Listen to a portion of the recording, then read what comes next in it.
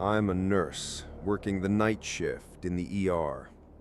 In my year here, I've seen some truly horrendous things, and honestly, I'm surprised I've lasted this long. The sterile air, thick with the scent of antiseptic and fear, seems to cling to your skin even after you've left. Most of the time, it's rewarding, you know? Saving people, seeing that raw relief. But what I'm about to tell you, as unrealistic as it sounds, outweighs all of it. I used to think I was hardened, but a recent event shattered that. It made me question everything I thought I knew about medicine, about reality itself. One of the first bizarre things I saw wasn't scary, not at first. A stout woman, probably in her late 30s, came in complaining of pins and needles, and oddly static inside her. I immediately thought stroke. More experienced doctors rushed in, running checks. Days later, I heard she died. Not from a stroke. She died of organ failure. All her organs were ancient, like a 90-year-old's, inexplicably so, and she had no family. This was the first time I noticed it. None of these strange patients ever have family. They just appear. Then things got truly terrifying. A man stumbled in bleeding profusely from empty eye sockets, but all he cared about was the excruciating pain in his stomach. We tried to stop the torrential bleeding. He was dying, but he was losing his mind, screaming to get it out of him.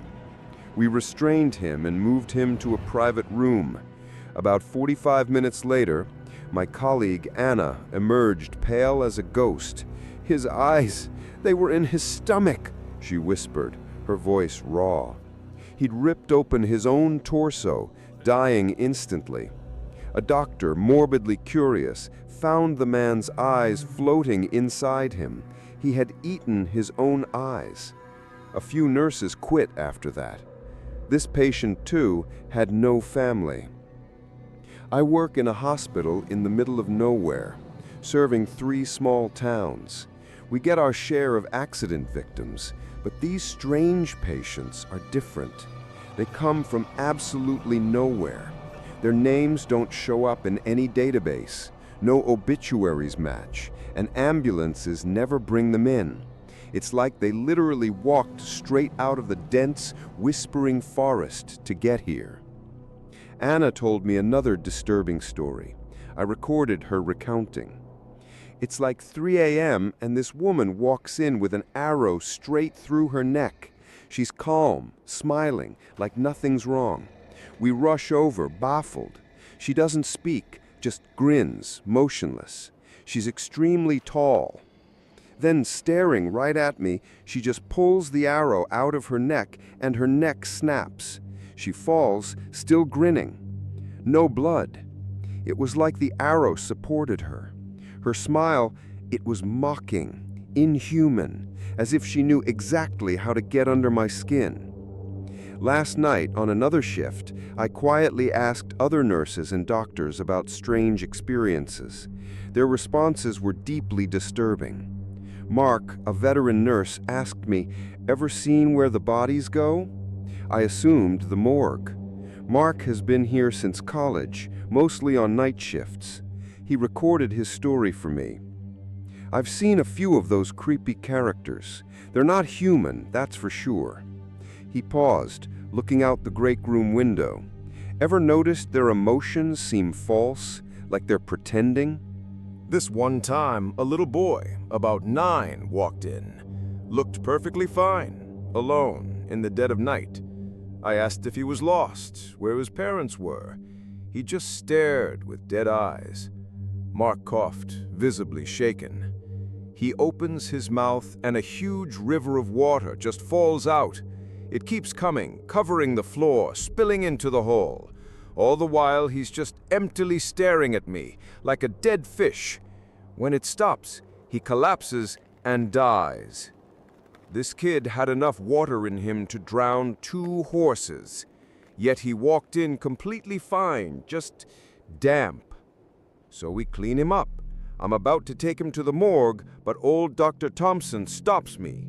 He says we send those kind down by themselves. He explained we don't let nurses or doctors be alone with the strange, dead patients, the ones with no name, no trace. I later heard that when the mortuaries open the elevator, all they find is an empty bed. If Mark's story is true, and my gut screams it is, these patients aren't human. But if hospital staff know this, why aren't newer staff informed? If a staff member was harmed being alone with one, why the cover-up? And if bodies disappear, where do they go? Mark mentioned a retired doctor who knows a lot. I got his email and I'm trying to set up an interview. Another nurse, Carol, heard I was documenting these stories. She wanted to add hers. This was my first experience with the patients. Honestly, I thought it would be my last, but I love this job too much. An incredibly old man came in, looked almost 90, but walked like he was 20. He kept repeating, "I'm dying, I'm sick," in a monotone. His vitals were fine.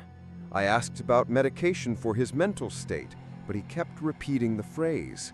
I was losing patience. I told him he was physically fine. He finally stopped speaking, and I noticed he had no eyelids. His eyes were permanently wide open. He suddenly got up and walked backwards out of the ER front doors, never taking his eyes off me, just walked straight into the night. It was demonic. Carol said these patients only appear between 1 a.m. and 3:30 a.m. My own encounters confirm this. Her story also reminded me of an unsettling Christmas shift. An old woman came in complaining of a knee fall, asking me repeatedly to take her to the bathroom. I usually would, but when she smiled sweetly, the hairs on my neck stood up. I felt truly scared. I didn't want to be alone with her, so I made an excuse. As I said I wouldn't take her, I swore her sweet, wrinkled face twisted into a horrific look of pure anger. Wide, bloodshot eyes, a deep, hateful frown. It was fleeting. Her sweet face returned instantly. I was relieved when other staff took over. Anna, who helped her, told me later they took the woman to the bathroom, but when she didn't answer, they opened the door to find it empty. Her sole purpose was to get me alone. I'm glad she never got the chance. I'll update you again soon. I have another night shift tonight. I need answers. I'm okay. First and foremost, I'm okay. Last week was intense, hard to process, but I'm okay. I'm free, or so I tell myself. I left you with me heading to the morgue in the elevator, one of them on a stretcher beside me. I admit I acted impulsively, irrationally. A strange, incomprehensible familiarity overwhelmed me, and I obeyed its unspoken request, the thing masquerading as a patient named Greg. As the doors closed and we descended, panic seized me. I furiously pressed the alarm. What if this thing did to me what happened to Nurse Elaine? I had no reason to trust these monsters, this being in a flesh suit designed to exploit my empathy, expose my vulnerabilities. They had driven Anna to suicide, tormented my friends. It sat up on the stretcher, the sheet still covering its head. It lifted a hand, placing it gently on my wrist. It wasn't Greg's tanned, wrinkled hand. It was pale, purplish white, with no nail fingers. I bit back a shriek. A voice on the intercom asked if I was okay. I stayed silent, staring at the covered figure. Then a crackle. Must have been one of those bastards again. The intercom clicked off. I'm scared, I whispered. But the thing under the sheet didn't react sadistically. It paused, then replied, I know. Its voice was clear, deep, masculine, with no identifiable accent. It sounded human. All uncanny qualities vanished. The elevator stopped. The doors opened to the morgue. Cold, bleach, and the damp stench of mold. Flickering lights. This place was clearly neglected. Superiors didn't want us down here. I hadn't seen it stand until it walked past me, the sheet like a child's ghost costume. Greg's clothes had vanished, revealing lean, blotched, pale legs. It stopped, turning awkwardly to face me. "Card. I need your card." I was terrified, half-minded to run back to the elevator. But a strange, overriding fearlessness pushed me forward.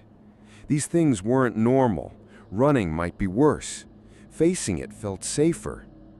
I pressed my keycard. The morgue door hissed open. Cold air poured out.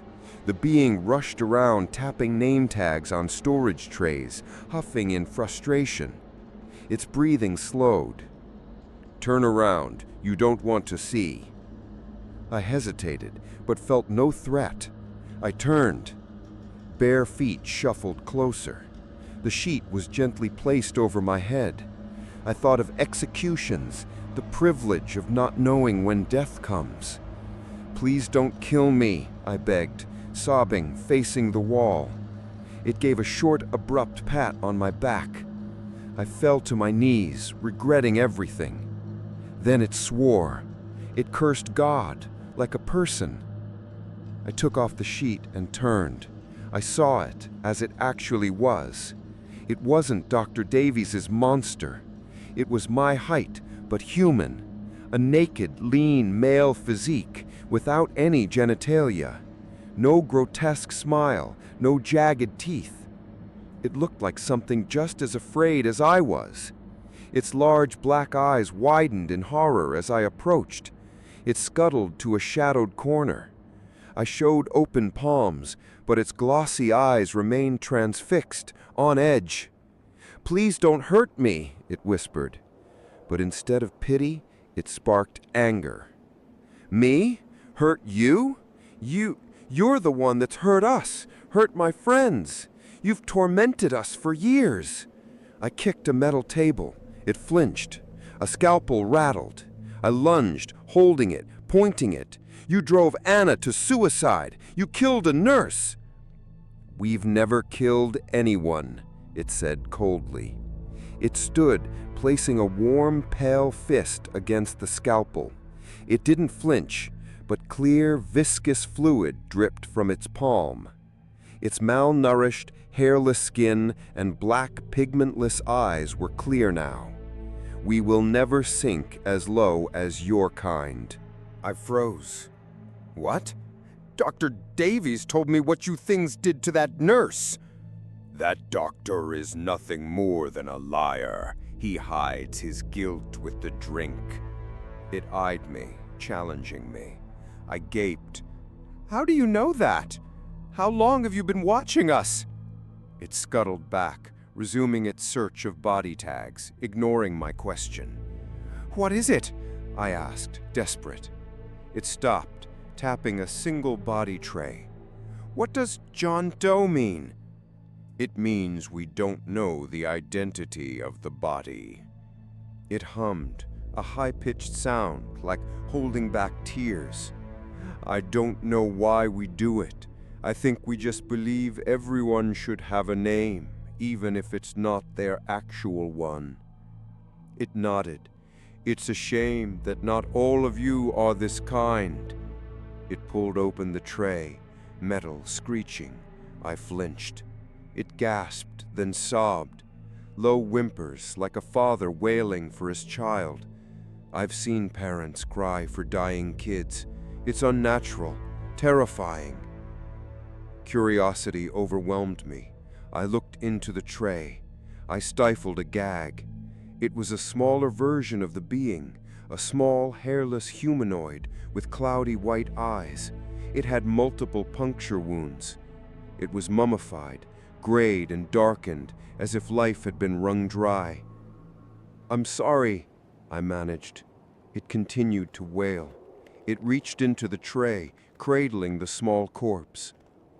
"They had a name, not in your language, but they had one," it said. I nodded. "We have been waiting for this, for confirmation." "I don't understand." It shook its head, wiping tears. "You have been plaguing our kind for decades. We are always youthful, but you are not. Human beings have always wanted to be youthful. Immortality is not as pleasing as it sounds." It sat down, nesting the corpse. I shrunk to the floor. This was it, the truth. "It's a superficial desire," it said, stroking the corpse's head, "to try to stay youthful, to steal the qualities of other kinds to fulfill that desire. Beauty is fleeting, and to pump your kind's own skin with it, we simply wanted to scare you enough to make sure you wouldn't keep coming back to hunt us." The morgue door slammed open. Men in unmarked gear burst in, guns ready. They shouted. I put my hands up, begging the being to do the same. But it smirked. Confirmation clouded its eyes. It knew. It shot me a final glance, lipless mouth curled, and whispered, "This is the true nature of your kind." It didn't move. Gunshots plastered its torso and face. I shook. Viscous fluid dripped. Its face caved in. It slumped back against the trays. Its arms went limp, but its child's body was laid gently in its lap. Everything after that is a blur. It's been over a week. I was escorted out by police, signed a form unread. I can't get his face out of my mind. He wasn't scared. He was happy. He was right, reunited with his child. Mark keeps calling, asking where I am, why I haven't come back to work. I don't have the heart to tell him. Ignorance is bliss. I've been wondering how many others of his kind are still there in the morgue. How many would come to collect their kin? How many of us would engage in psychological warfare if our loved ones were used for nefarious medical practices? My mind wanders to mankind's war crimes. I'm checking myself into a psychiatric ward. I need to be alone, cared for. I never thought my career as an ER nurse would turn out this way. Maybe I was naive. Nothing prepares you for the horrors of humanity's actions, especially when faced with a being who shows themselves to be just as human as you are. The monsters, I've realized, are not them. The monsters are us, and we are legion.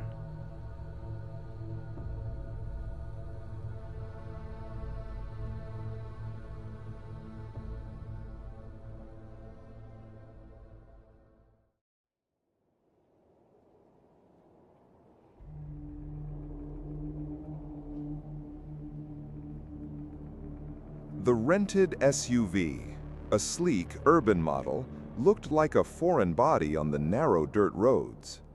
They snaked through the cypress swamps and forests, kicking up clouds of reddish dust that painted the air. I, Leo, hummed along in the driver's seat, trying to keep the mood light. Beside me, Maya, pragmatic as ever, consulted Google Maps on her phone, her brow furrowed. She grumbled about the lack of signal. In the back seat, Rafa, anxiety personified, was already biting his nails, while Chloe, cool and a bit bored, scrolled through her Instagram feed, lamenting the absence of internet with an exasperated sigh. "Relax, guys!" I exclaimed, adjusting the GoPro on the dashboard. The small red light confirmed recording. This is why we came, a forced digital detox. No Wi-Fi, no worries, just us and the wild nature of Louisiana. I plan to document every second, from Bayou life vlogs to internet-free survival challenges. The country house, an old, isolated mansion, promised a perfect setting for content. Or for boredom. The idea was to escape the corporate routine, maybe truly reconnect, or just find something new and shocking for my channel. As New Orleans' urban landscape disappeared, replaced by dark water swamps, ancient cypress trees with Spanish moss hanging like ghostly beards, and dense vegetation that swallowed the light, everyone's cell signal began to fail, a subtle premonition of what was to come. The air, humid and heavy, had a bittersweet scent of stagnant water and decaying leaves. The reddish road dust was still settling, painting the SUV's hood, when Chloe, impatient with the total lack of signal, found a momentary breach. A single sliver of connection. "Guys, look at this!" she exclaimed, turning her phone to us, the screen glowing in the dim light. On the screen, a catchy title, Real Scary Bayou Tales, Louisiana Legends. The video, with millions of views, promised frightening accounts from a region that seemed strangely, sinisterly familiar. We settled onto the mansion's wide veranda, the old wood creaking under us. The video began. It featured a deep, haunting narrator's voice, mixing grainy images of misty swamps and abandoned cabins with supposedly true testimonials. Men with weathered faces and yellowed teeth spoke with wide, bulging eyes. We laughed at the exaggerated expressions, scoffing at the swamp witch who haunted fishermen or the lizard man who lurked in the sugarcane plantations. "What nonsense," Maya scoffed, while Rafa, despite laughing, cringed a bit, his shoulders tense. I, on the other hand, was electrified. "This is gold for my channel. Imagine us here, with no internet, listening to these legends and filming reactions," I vibrated.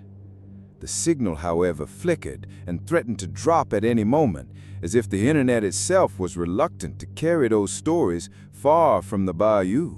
The country house, a two-story mansion with a slate roof darkened by time, and a wide veranda that seemed to embrace nothingness. Initially, it seemed picturesque. Wildflowers grew haphazardly in the garden, wild, swallowing the paths. An ancient, centuries-old oak tree, covered in Spanish moss, cast ghostly shadows over a rusty rope swing, a relic of forgotten times. However, the rustic charm was quickly overshadowed by its isolation. The distant hum of cars on the highway gave way to a dense, almost painful silence, punctuated only by the rustling of dry leaves under the wind that seemed to seep through the cracks, and the croaking of unknown frogs. The smell of dampness and old wood was suffocating. "Okay, we're officially at the end of the world," Chloe commented, desperately trying to get a signal on her phone, holding it up like an offering. I scoffed. "That's what we came for, remember? Total disconnection." My phone battery already showed a worrying 30%, and I realized with a chill that I had forgotten my portable charger in the car. As night fell, dense and humid, the first signs of something more sinister began. Unexplained creaks came from the attic, echoing like dragging footsteps of someone who didn't want to be discovered. A quick shadow crossed the kitchen window, much larger than any animal we knew, disappearing before we could focus. And the house keys, which Rafa had left on the living room table, mysteriously appeared hanging on the back door, swaying gently in the still air. "It's the wind," Maya insisted, though her tone was less convincing.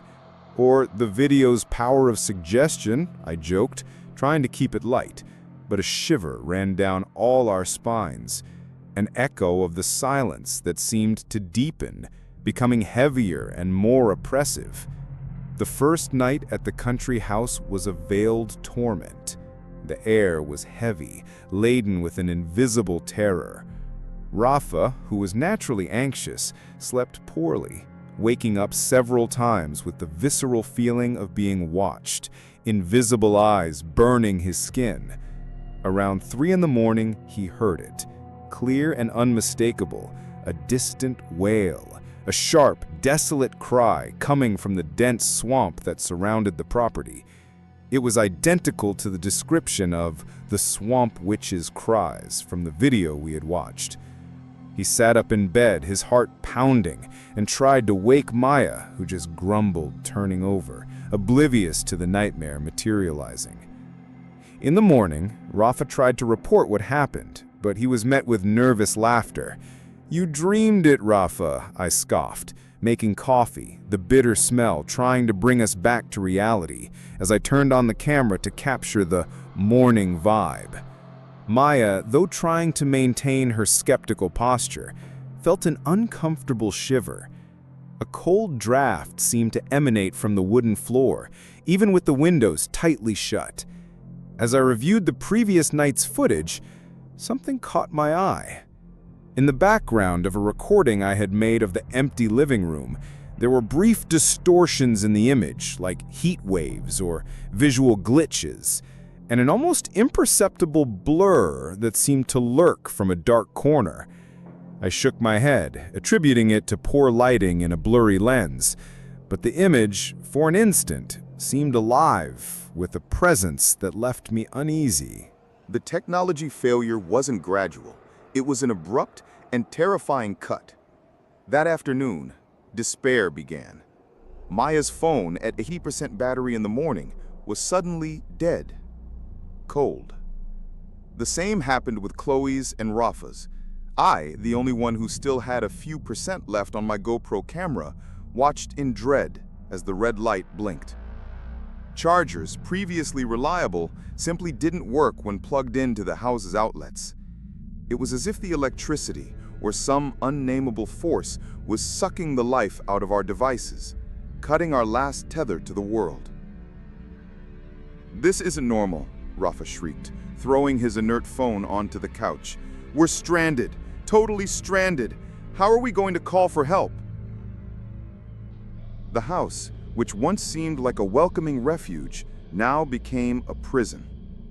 We tried calling emergency numbers, our families, but every attempt resulted in the same crackling static, a hiss that sometimes seemed to contain distorted whispers, a sinister echo of the sounds from the video we had mocked. Initial frustration gave way to growing panic. Maya tried to stay calm, but her pale face and wide eyes betrayed her fear. The joke about digital detox had become a terrifying reality, and the silence of the approaching night seemed heavier than ever, laden with an invisible and insurmountable threat. Time stretched, and night arrived, bringing with it a coldness that had nothing to do with the ambient temperature. It was a cold that came from within, that froze the soul. The phenomena, previously subtle, became more audible and visible. The tall, slender figure, described in the video as the Lizard Man, reappeared, standing outside the living room window, watching us with a disturbing stillness. Its silhouette was indistinct, but undeniably present, a hole in the darkness. Rafa hid behind Maya, trembling like a leaf, his eyes glazed over. The wails of the swamp witch now came from inside the house, a muffled lament that seemed to emanate from the very walls, enveloping us in a shroud of sound and despair. The whispers, once mere static, were now distinct, clear voices, mocking us, repeating exact phrases from the YouTube video we had watched. "You came here. Now you're one of us." In feverish despair, I tried to turn on the laptop. The screen lit up with a pale glow, but the video we wanted to rewatch was corrupted, pixelated and trembling, with distorted images of our own faces flickering amidst the scenes of the legends. The realization hit us with brutal force. The events were not a coincidence, but exact echoes of the stories. The legends were not just folklore. They were happening to us, as if the video had served as a portal, activating something dormant or perhaps dragging us into one of its own narratives. Maya, her voice choked with panic, looked at the corrupted screen, her eyes welling up. We're not just watching. We are the story now. The terror, once amusing, had become an inescapable reality. A prison without bars. The house, once a welcoming refuge, became a prison. Doors locked with a dry, final thud, and windows jammed as if cemented by an invisible, immovable force. The terror of being trapped was palpable, crushing us. In our desperate search for an exit or an explanation, we ransacked the house, adrenaline coursing through our veins.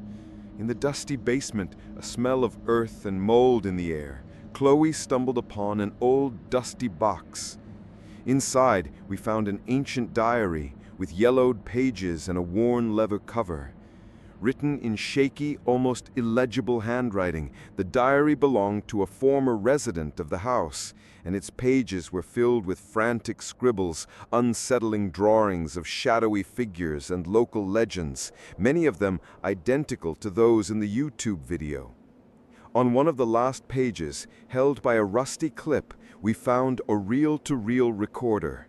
With trembling hands, I managed to get it to work.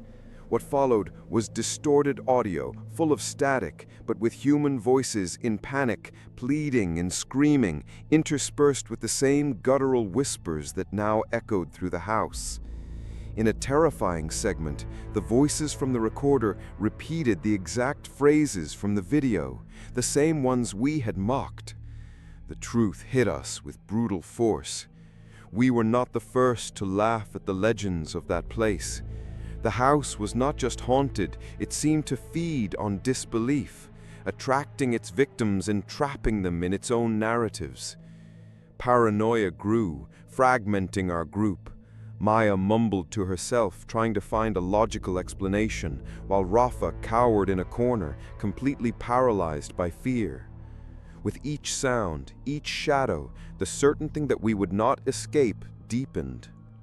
With the GoPro battery blinking red, I felt a feverish urgency, a last impulse. I had to film. I had to document the horror, the truth behind the legends, even if it meant my own ruin. Separating myself from my friends who were huddled in the living room, I ventured into the dark corridors of the house, the camera pointed forward, capturing every shadow, every sound. I need proof, I whispered to the lens, my voice trembling, almost inaudible. Total panic, muffled scream, dense shadow, running sounds, trip and fall, GoPro screen black, silence. The entity or entities didn't take long to manifest directly. A dense, amorphous shadow materialized at the end of the hallway, blocking my path. Its whispers grew louder, clearer, and seemed to come from all directions, engulfing me. I turned, running back to the living room, but the figure followed me, moving with unnatural speed, silently. The red battery light blinked frantically, a cruel reminder that time was running out. I stumbled, falling to my knees, and the camera captured a distorted image of my own face, contorted in terror, before the shadow completely enveloped me. The last thing heard was a muffled scream, a sound that seemed to be swallowed by the very darkness, and the GoPro screen flickered one last time before going completely black. The silence in the country house was now absolute, heavy and cold. No lights came on, no cell phone chirped, no human sound was heard. Only the wind, which now seemed to whisper the legends that were once mocked, stirred the dry leaves in the yard, an echo of the stories we had ignored.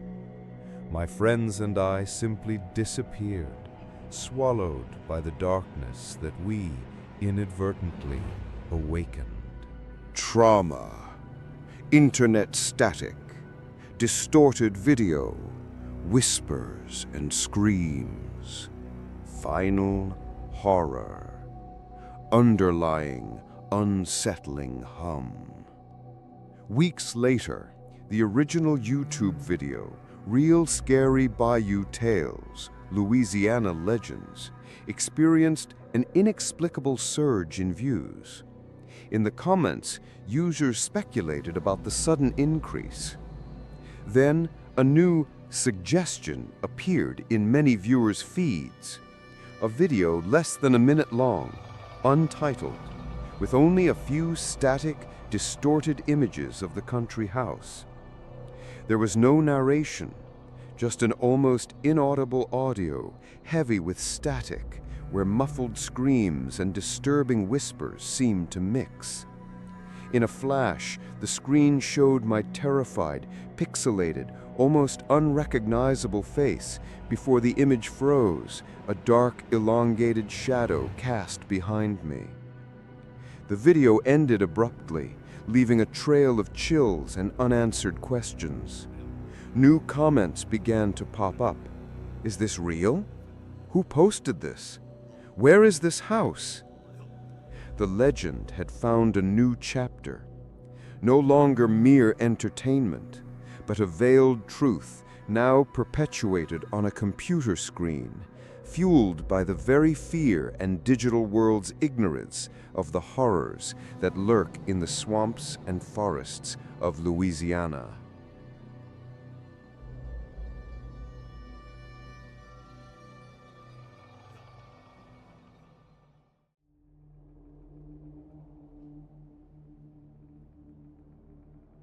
My name is Ethan, and with all due respect to those who cling to faith, I feel my story needs to be told.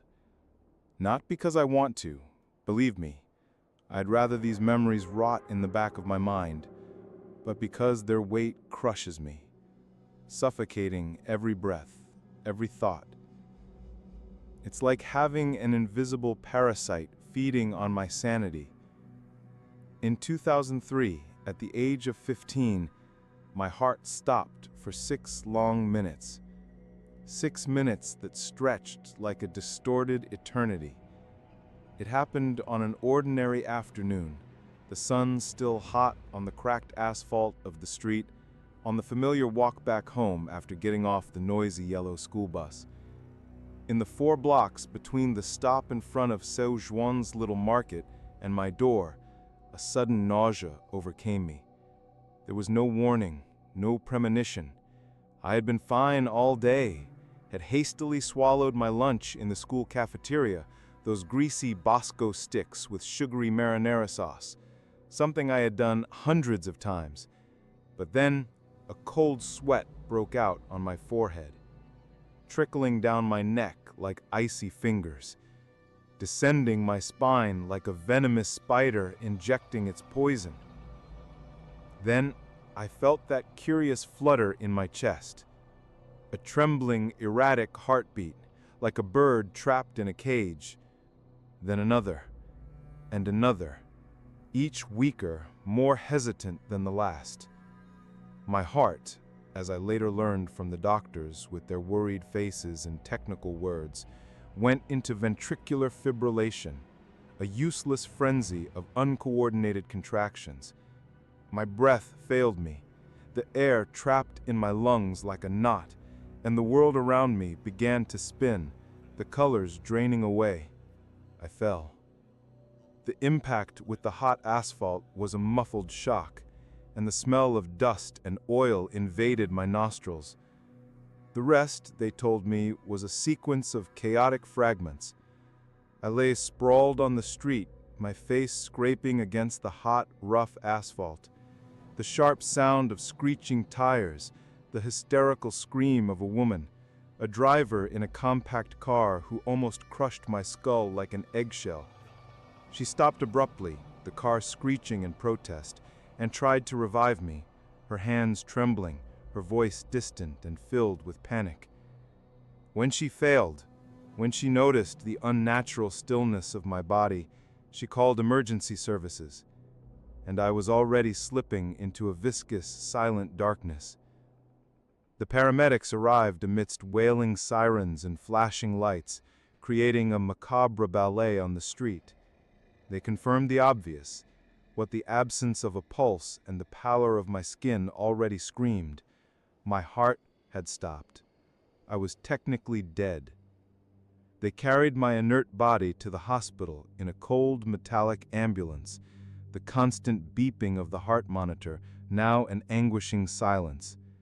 And at some point, on that uncertain journey, they managed to bring me back with a shock, a brutal electric discharge that ran through me like lightning, a piercing agony that tore through the darkness and brought me back to this world.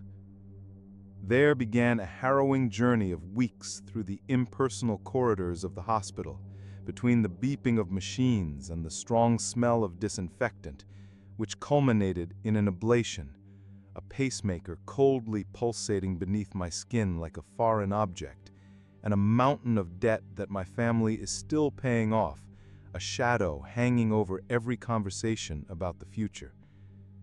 But my heart, ironically, it's fine, strong and steady, beating to the rhythm imposed by the machine. And please, I beg any force that might be listening, may it continue to beat, because what I learned that day taught me to never thank any God, to question every dogma, every certainty I was ever taught.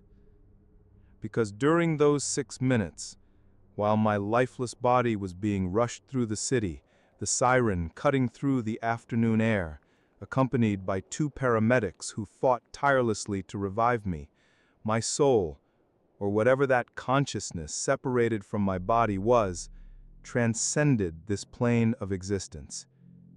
I visited the afterlife. And there, in that indescribable void, I learned things about our universe, about our very existence, that I wish I had never known, a dark and relentless truth that corrodes my soul every day. Perhaps by sharing my story, by throwing this bomb of truth into the world, I can help our species prepare for what will inevitably come after the end, even if that preparation is futile. It began with light, blinding, white, pervasive. It wasn't the soft, welcoming light preached in books and sermons. It was a harsh, cutting light that burned my spiritual eyes, even without a body to physically feel it. It wasn't a light that illuminated, but one that consumed, extinguishing all shadows, all references. It enveloped me, but not in a comforting embrace. It was more like being swallowed by a cold furnace. It calmed the last vestiges of instinctive panic, replacing it with a terrifying passivity. It was everything they tell you, yes, but twisted, perverted. Beatific, perhaps, for those who have never experienced the truth behind it. Welcoming like a well-disguised trap. It was the essence of spiritual experiences, stripped of any romanticism. I had the distinct feeling of ascent, as if an invisible force was pulling me upwards into an endless abyss. I passed through several gates, or rather I felt the presence of portals, invisible thresholds that my dazed consciousness barely registered. They weren't physical structures with marble and gold like in paintings. They were more like barriers of energy, of pure intent. I felt the permission to pass through, but also the certainty that if they remained closed, I would be trapped, unable to ascend or descend. Suddenly, I arrived in a place without dimension, beyond reality as we know it. A place that only made sense while I was there, where the laws of physics, logic, causality disintegrated like dust in the wind. I believe that a corporeal being will never fully comprehend the astral plane. Its intangible existence defies any translation into the limited language of the living, any attempt to fit it into our fragile concepts. So what remained were more impressions than images, a silent cacophony of sensations. I was not alone. Several life forces surrounded me upon my arrival. They weren't defined shapes with wings or halos. They were oppressive presences, each an invisible weight crushing my essence, an ancient and indifferent collective consciousness. At first, due to my Christian upbringing, the stories of the Bible echoing in my mind, I thought they were angels. In my incorporeal form, I felt the urge to prostrate myself, to seek refuge. I made the spiritual equivalent gesture of opening my arms, anticipating their embrace, a comfort that never came. Instead, I felt myself shackled by their powers, an invisible force pulling me, binding me, like a helpless insect caught in a sticky web. The beatific light became a torture chamber, revealing itself to be cold and merciless. Humiliation and terror overcame me. These were not the ethereal and benevolent beings I had been taught to expect. They were cruel, unsympathetic overlords, ancient beyond comprehension, to whom I was bound, my soul trembling before their overwhelming presence. Why? I thought, my soul lamenting not with words but with a torrent of pure terror, like a petulant child who had just discovered the true nature of the world's cruelty, a cosmic and indifferent cruelty. Despair tore through my incorporeal being. Something akin to laughter answered me, but it didn't come from a mouth. It wasn't a physical sound.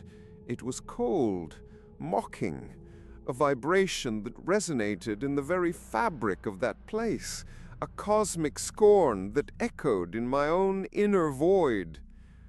Thoughts floated into my consciousness, not as words, but as cruel and fleeting images, black birds tearing through the sky of my mind. They delivered horrifying truths about existence that I will do my best to relay to you now, even if the words seem pale and insufficient before the magnitude of the revelation. Our universe, this vast and mysterious cosmos that so fascinates us, like many others running parallel to it in an unfathomable multiverse, contains a paltry amount of the total energy in existence. It is a farm, a cosmic barn used to produce souls, which only arise in the extremely precise conditions found in our small and insignificant corner of the universe. When scientists talk about the statistical improbability of the existence of our Goldilocks universe, with all the constants finely tuned to allow life, it is because they do not arise spontaneously. It is a carefully cultivated garden. They are designed, and the hands that craft them are not the hands of a benevolent and loving God, but the sharp claws of voracious beings, ancient beyond our imagination, with little or no care for the creatures they generate. We are mere resources, cosmic cattle. Our ultimate purpose, the dark reason for our existence that I learned under the custody of the spirits that shackled me, was to ripen, to develop consciousness and emotion until we were sufficiently rich to be harvested and serve as energetic sustenance in their higher plane. The Big Bang, the creation of the universe that we study so much, gave rise to everything to generate life and eventually humanity, a sufficiently conscious and complex organism that can be harvested for use as energetic slaves in a higher plane, where time and space dissolve into an eternity of servitude. An endless servitude without intrinsic purpose, merely for the sustenance and delight of something that feeds on our purest essence, our emotions, our consciousness. 6 minutes in heaven felt like a lifetime, an existence of psychological terror condensed into a brief lapse of earthly time. I spent it at the mercy of what I perceived to be a childlike spirit, but with a twisted and ancient mind, with a disturbing predilection for psychologically distressing manipulation. It played with me like a sadistic cat with a captured mouse, the sharp claws of mental pain tearing at my soul, reveling in the agony it produced. There was no physical violence, but the violation of my psyche was infinitely more painful. Physical discomforts that we imagine hell inflicting upon us pale in comparison to the searing torment of soul pain. The loss of a loved one is the closest comparison, that piercing emotional damage resulting from trauma. But multiply that infinitely.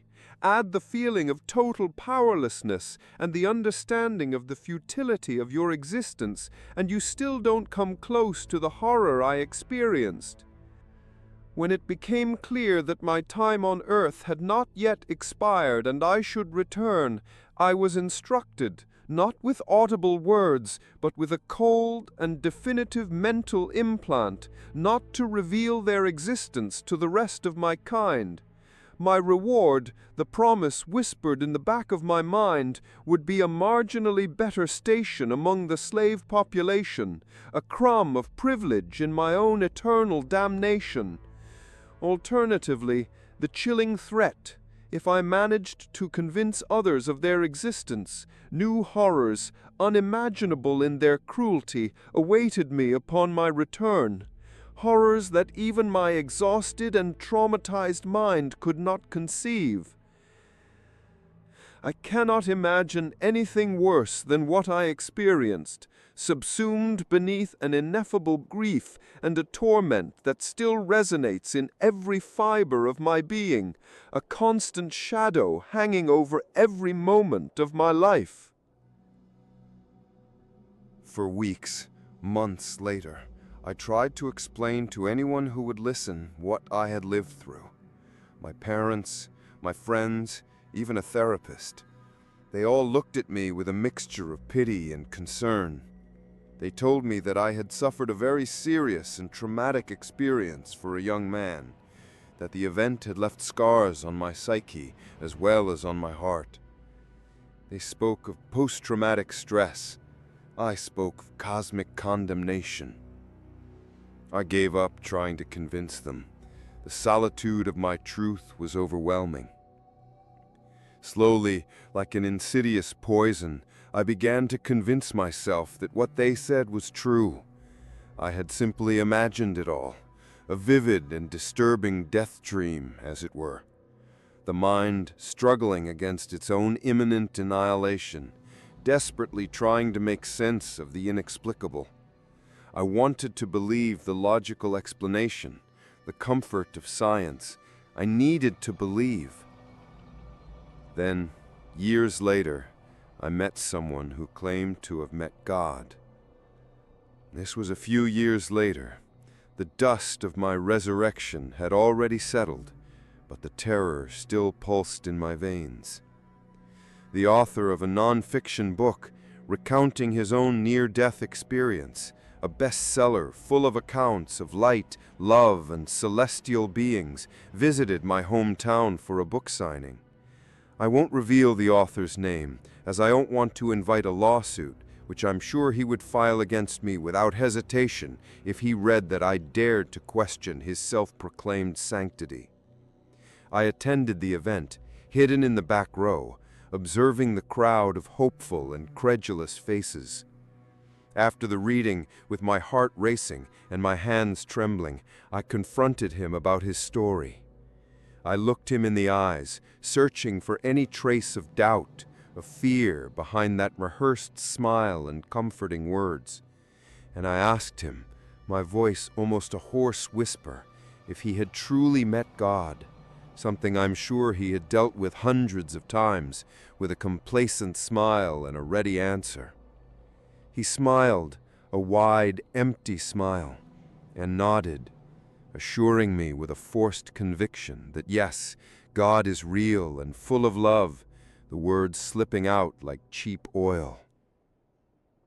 In a desperate impulse, a visceral need to find someone who shared my burden, I decided to whisper to him the dark truth that haunted me. That slavery awaits us all, that heaven is not a paradise, but a prison. A flicker in his gaze, a microsecond of genuine panic, of recognition of the horror, before the mask of benevolence fell back into place on his face. He tried to disguise it, cleared his throat and looked away for a moment, but I saw it. I felt it. He had truly died and visited the afterlife, but he chose the lie, the comfort of illusion, instead of the terrifying truth in his book. Because he knew. Deep down he knew.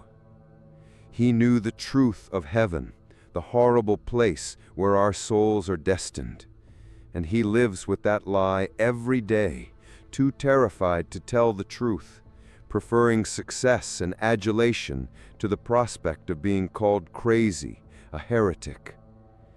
Just like me, now condemned to carry this dark secret, to live knowing the truth about the emptiness that awaits us.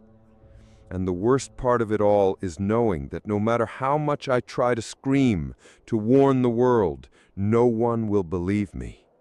We are irredeemably alone, on the edge of an abyss of truth that slowly consumes us. Do you think there is anything we can do to change our fate? Or are we all irredeemably condemned to cosmic servitude? And if so, how can we live with this unbearable truth until our inevitable end? The prospect haunts me, stealing my sleep and filling my days with constant anguish.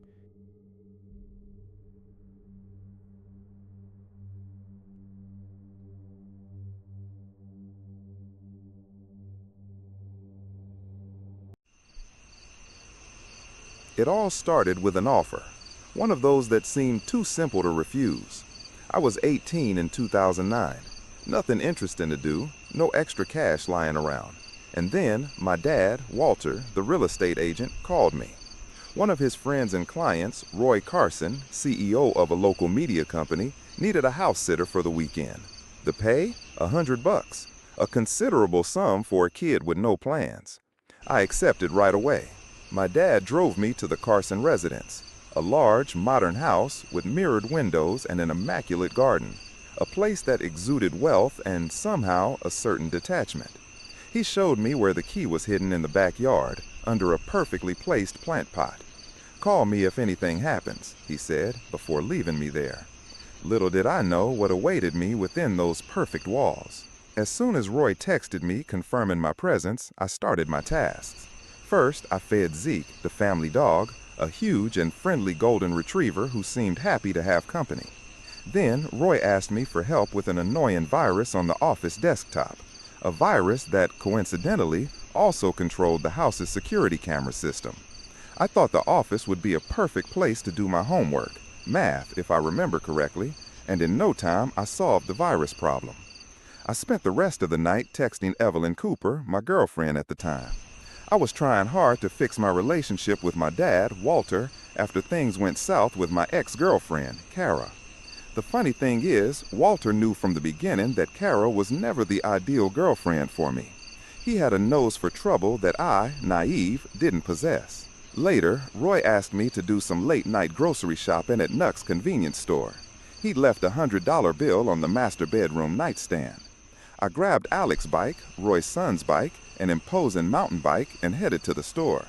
Nuck's neon lights flickered in the night's darkness. There, to my surprise, I found my school friends, Andy and Turner, in the snack aisle. They told me Kara had been there and bought groceries just before me. A subtle shiver.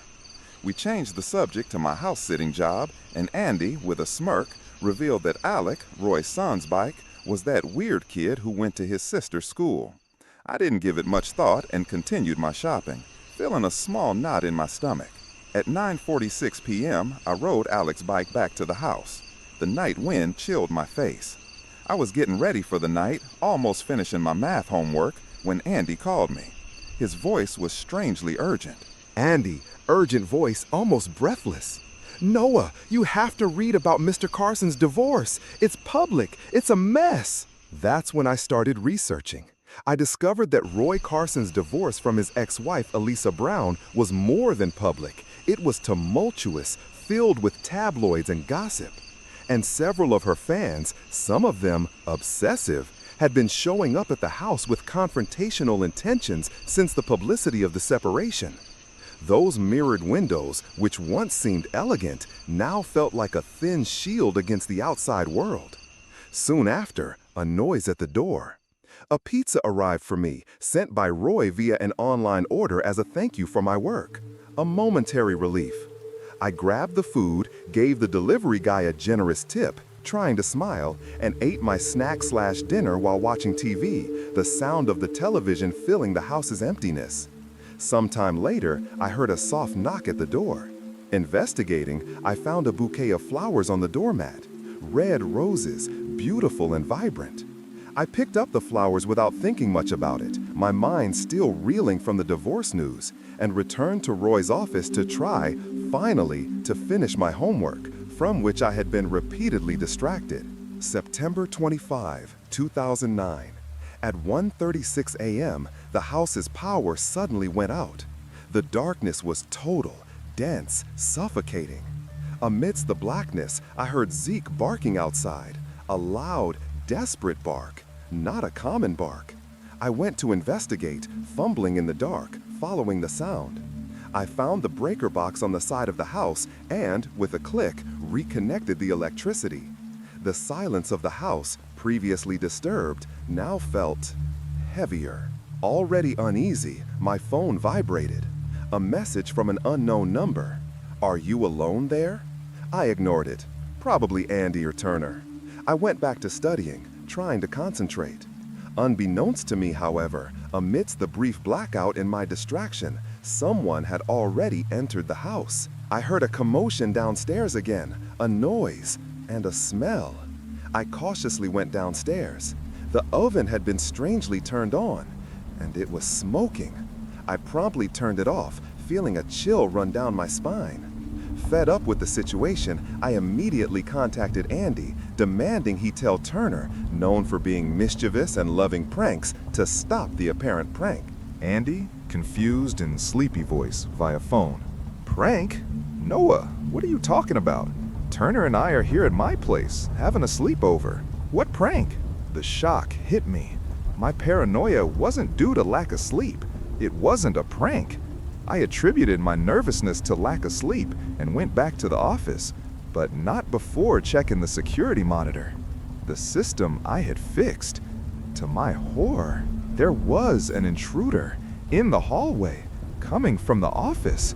She approached the office door.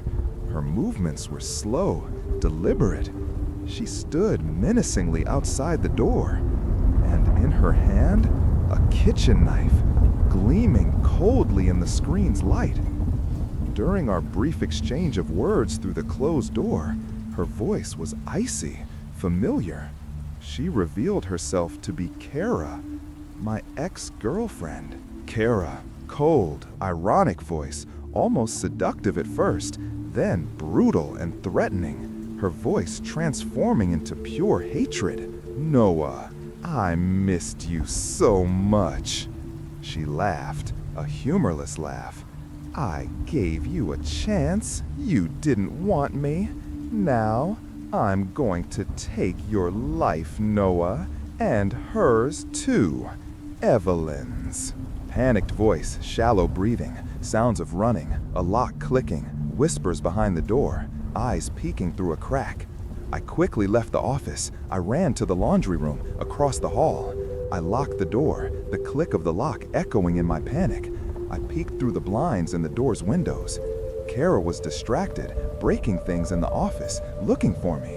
The whole house seemed to be a hunt, and I was the prey. While she was distracted, I stealthily left the laundry room. My bare feet barely touched the wooden floor. I ran to the back door. I had to escape.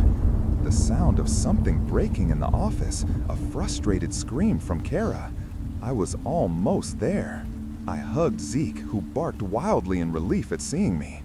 I ran to the street, police sirens already audible, growing closer and closer. My dad, Walter, had already alerted the authorities, worried by my previous phone calls. When the police arrived, with blue and red lights swirling in the darkness, Kara had already fled. Later, her story unfolded for me. We met online, started dating, despite the 3-year age difference. 2 months later, she started using methamphetamine and quickly became addicted. Several failed attempts to help her, and I finally ended our relationship, which enraged her. I also discovered she was under the influence of drugs during the incident and tried to deceive the police about her intentions that night. But the security camera footage, the same system I fixed, was highly incriminating. She ended up being sentenced to a long and unspecified term. To make matters worse, and what disturbed me the most that night, was the fact that Kara stole nothing, besides the kitchen knife she intended to use as the murder weapon. It was a petty revenge, fueled by delusions and hatred, and I was the target. Even today, I feel a shiver down my spine just remembering it. That night at the Carson house changed me forever. Because terror doesn't need ghosts or monsters. It can have a human face, a face you once knew. And sometimes, it doesn't want your possessions.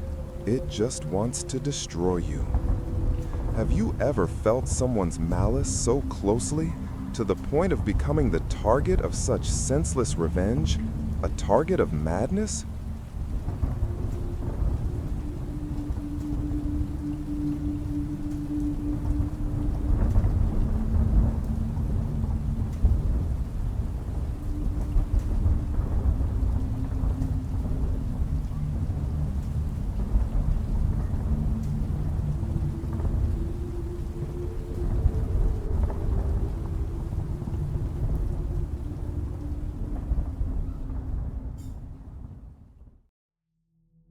My name is Adam, and in 2002, at 24 years old, I was hired as a summer forest ranger for Ironbark State Park.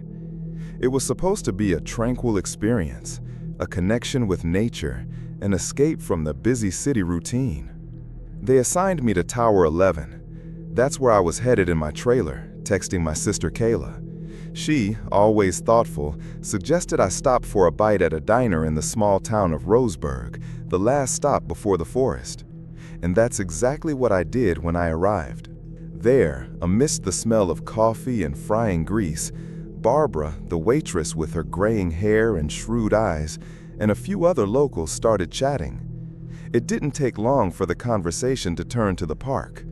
They told stories about several mysterious disappearances, people who simply vanished inside the park without a trace. I was advised to be very careful, and it was there, between a sip of lukewarm coffee and the creak of an old door, that the paranoia began to set in, a seed planted in my chest. I left for Ironbark immediately after. Daylight was dying. I arrived at the park at 8:02 p.m. Darkness had already swallowed the trees, and the forest seemed denser, more alive than I expected. I met Billy, the park ranger responsible for greeting me. He was a big man, with a scraggly beard and a distant look in his eyes. When he saw me, he seemed surprised, almost startled. You're one of them? Back so soon?" I explained that I'd been hired to work at the park, that I was the new summer ranger. His eyes widened slightly, and he handed me the keys to Tower 11. Before he left, he leaned in, his voice almost a whisper. "Don't go too far north, kid. No matter what you hear, don't." I arrived at my tower at 11:32 p.m., a tall, solitary structure surrounded by trees that stretched like fingers into the night sky. As soon as I entered, the air was cold and thick. I accessed the computer and started watching an employee training video. The smiling face of a man explained the routine, but my eyes kept drifting to the dark windows. Next, I plugged in a USB drive for another video, but I was interrupted. The radio on my desk crackled loudly, cutting through the silence.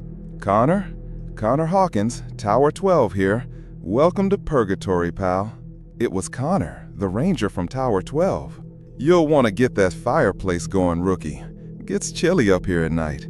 Keep you warm. At 3:26 a.m., I woke up.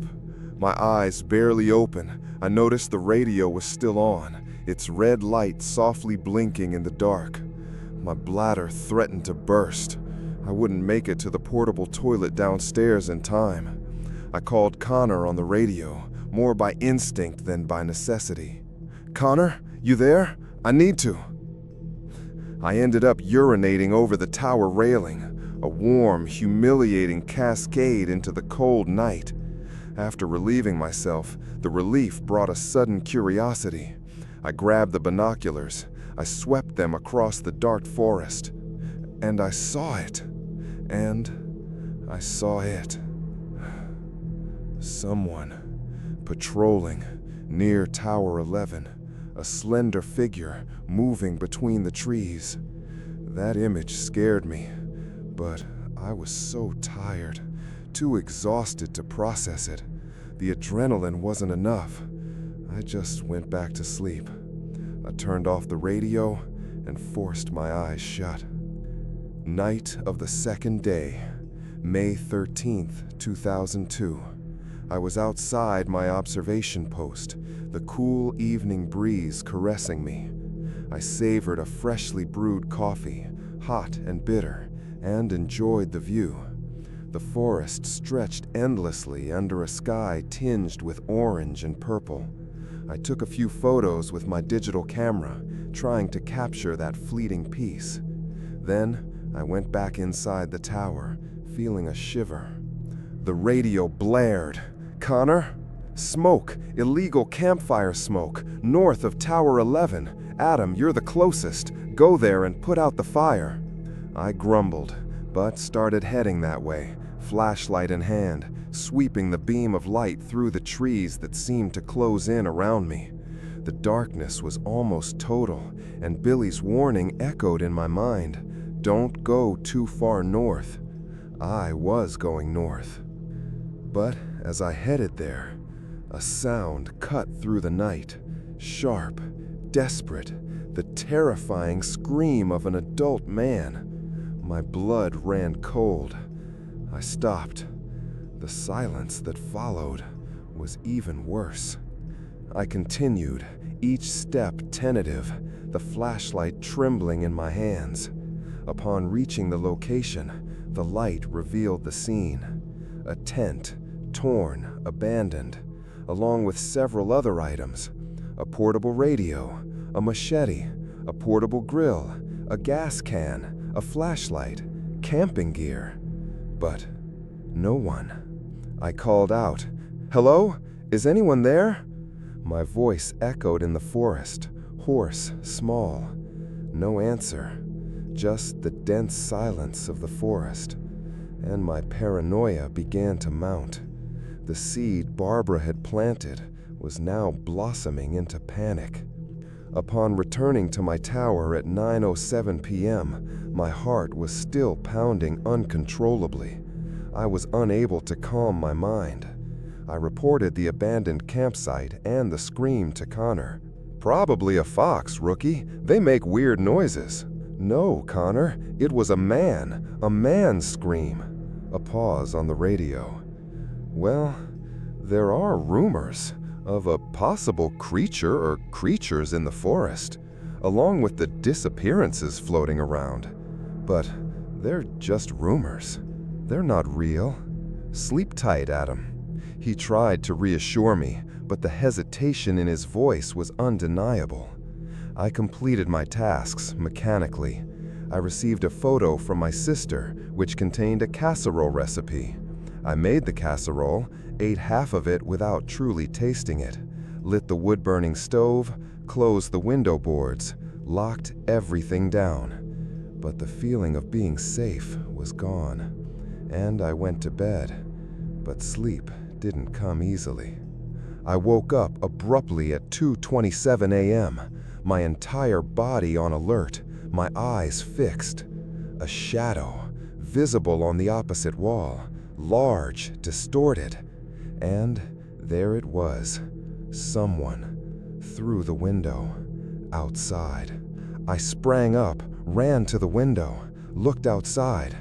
The figure moved, out of my sight, as if it knew I was there. I took a deep breath, trying to calm my racing heart. I opened the tower door, slowly, a creak that echoed in the pre-dawn silence. On the floor, right at the entrance, an animal skull, small but unmistakable, and beside it, some candles, lit, with strange, sinister symbols. I called Connor on the radio. He was displeased at being woken up. Connor, irritated, impatient. I called Connor on the radio. He was displeased at being woken up. Adam, what is it now? I was sleeping. There's a skull, Connor, and candles with strange symbols at my door. That? Must just be kids. Pranks. Relax, rookie. Go back to sleep. Kids, he said. With a feeling of sickness that churned my stomach, I locked the door, the key trembling in my hand. I went to bed cautiously, but sleep was impossible. Waking up the next day, the sunlight seemed dim.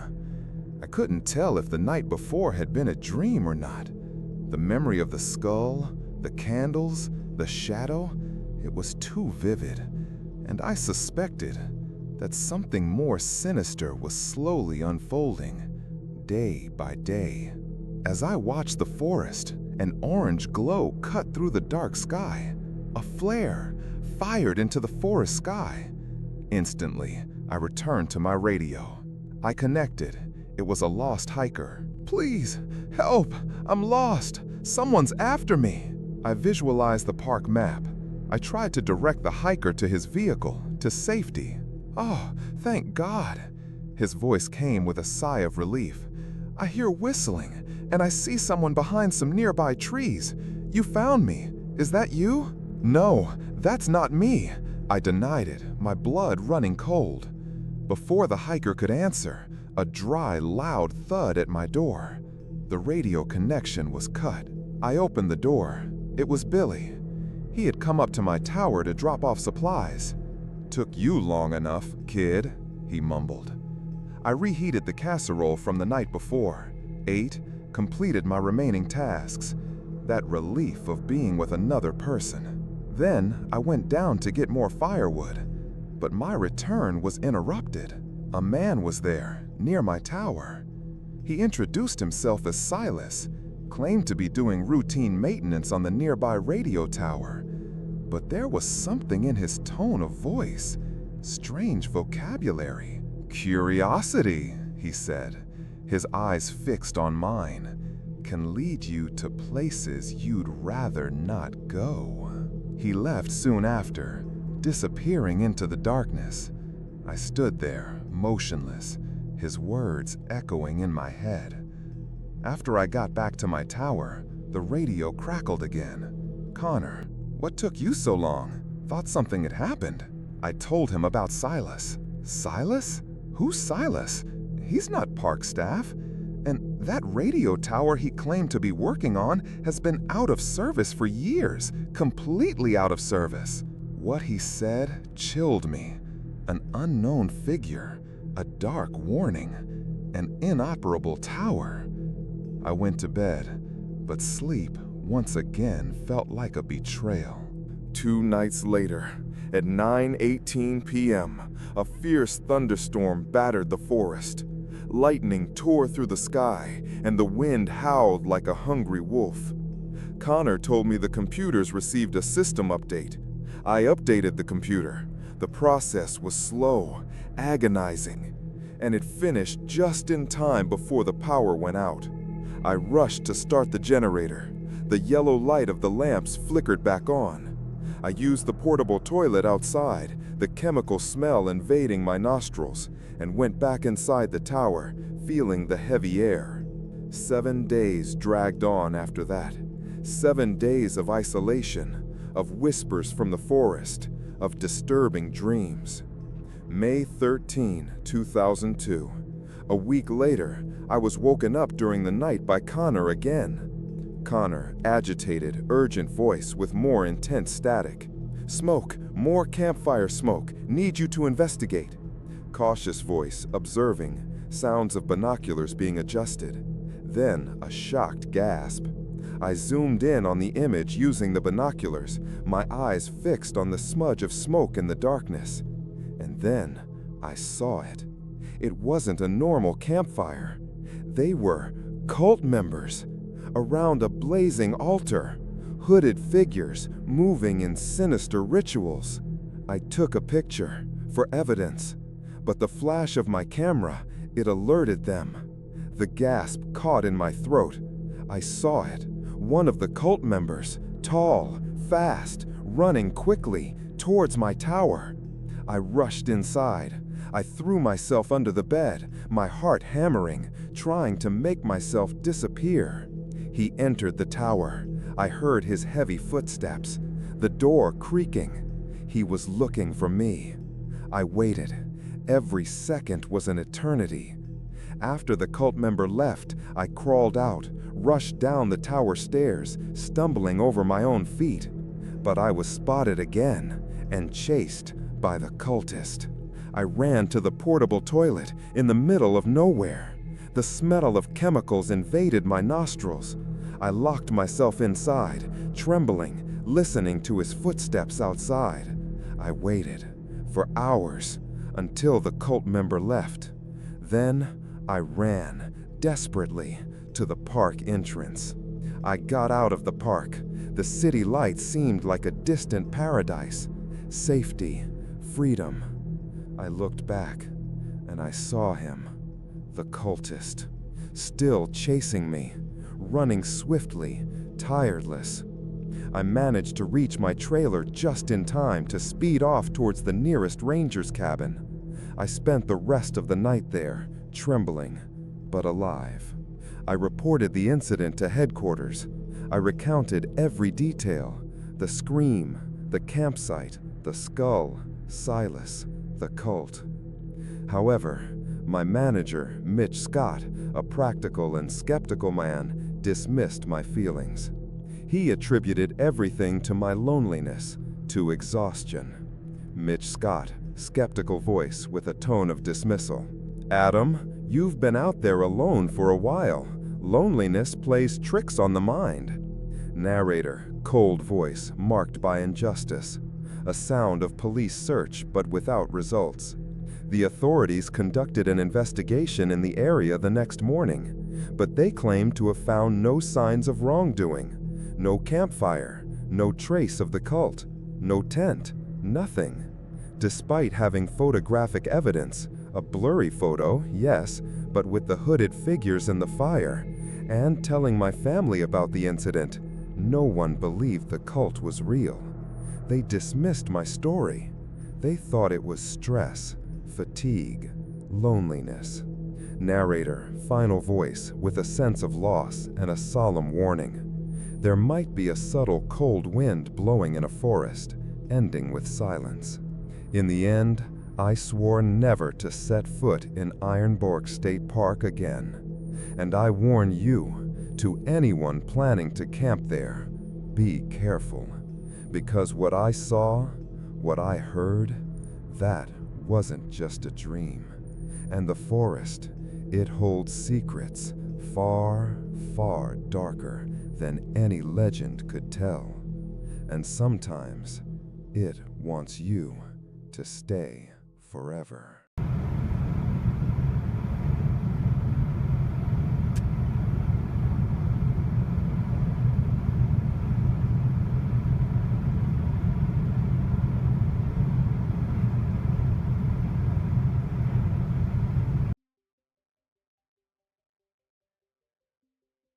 It all began in my cubicle at the consulting firm, a labyrinth of gray partitions and fluorescent lights, where life drained away in overtime and the smell of stale coffee was the perfume of routine. I lived for work, or rather, work lived off me. That day, as I tried to resurrect my soul with another horrible cup of coffee, I felt that urgent need to go to the bathroom. There, I got a scare from the janitor. He was hidden in a corner, almost invisible in the dim light, and quickly apologized, thinking the bathroom was empty. A large man, his face weathered by age and a look that seemed to have seen too much. I confess, sometimes I'd leave coffee cups scattered around, on purpose, not just to test his patience, but as a small, almost invisible act of rebellion against the monotony that was swallowing me whole. Afterward, I went back to my desk. As I sank back into spreadsheets, Mike called me. He wanted to know if I could rent a cabin for under $100 because of our friend Nora's tight budget. My soul, already exhausted, clung to the idea like a castaway. Quickly, I opened rentacabin.com on my computer. Click after click, hope sprouted. I found the private cabin in Woodbury, Vermont. $99 a night, the cheapest we could find. The truth? I agreed to go with Mike and Nora because I needed a well-deserved break, a cure, for the insane stress, the burnout my exhausting consulting job was causing me. My body screamed for peace, my mind pleaded for silence. As I sank back into spreadsheets, Mike called me. He wanted to know if I could rent a cabin for under $100 because of our friend Nora's tight budget. My soul, already exhausted, clung to the idea like a castaway. Quickly, I opened rentacabin.com on my computer. Click after click, hope sprouted. I found the private cabin in Woodbury, Vermont. $99 a night, the cheapest we could find. The truth? I agreed to go with Mike and Nora because I needed a well-deserved break, a cure for the insane stress, the burnout my exhausting consulting job was causing me.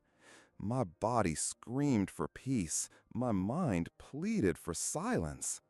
December 10, 2004.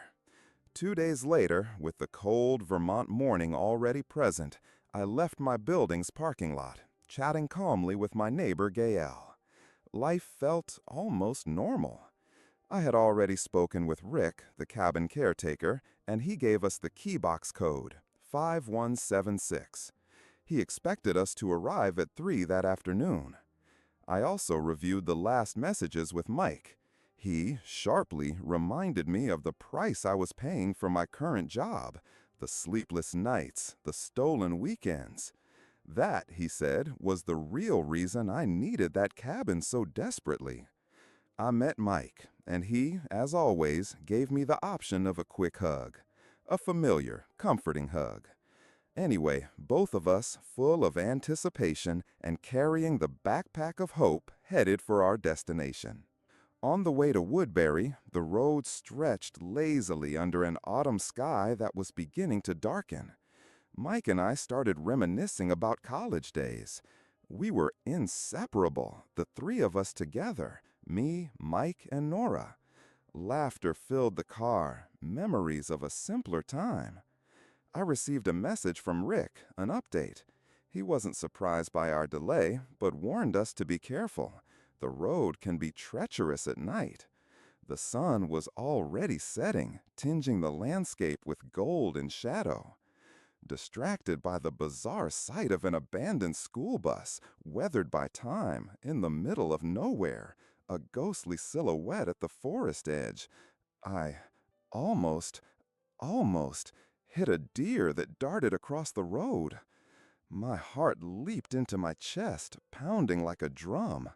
Tires squealed, the car skidded for an instant. After the scare, silence filled the car, before Mike commented on the possibility of it being a message from the universe, according to Native American legend. A warning, he said, a sign. All I wanted was to get to the cabin, far from legends and treacherous roads. Thanks to Mike's GPS system, a blessing, we successfully located Moe's Pizza. The place was a haven of light and warmth amidst the growing darkness of the night. We decided to eat there before continuing our journey. I chatted with some customers who praised the food with an almost religious fervor and placed my order. The smell of cheese and sauce hung in the air, a balm for my nerves. As Mike and I waited for our pizza, we received a voicemail from Nora, apologizing for being late due to some last-minute work. Always Nora, always late.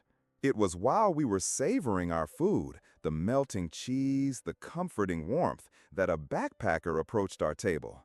His eyes, an icy blue, were unsettling. His face was dirty, covered by a patchy beard, and his worn clothes almost blended with the earth. He asked us for a ride. Mike, always cautious, assessed him for a second and refused, finding him too suspicious. The disgruntled backpacker fixed his eyes on us, a thin smile spreading across his lips. Be careful. Bad things happen to those who aren't kind. On this road, very bad things. A shiver ran through me, chilling my spine. He's just a moody guy, I told myself, trying to scare us. We finished our meal in tense silence.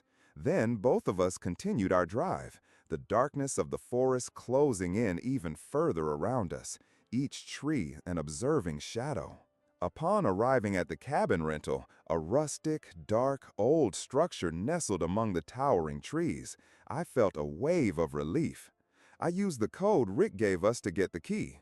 The number 5176 proved to be a passport to silence, a silence that seemed to absorb sound. I put the groceries in the kitchen for Mike, feeling the weight of the bags. And then I began to explore the cabin. The smell of old wood and dampness hung in the air.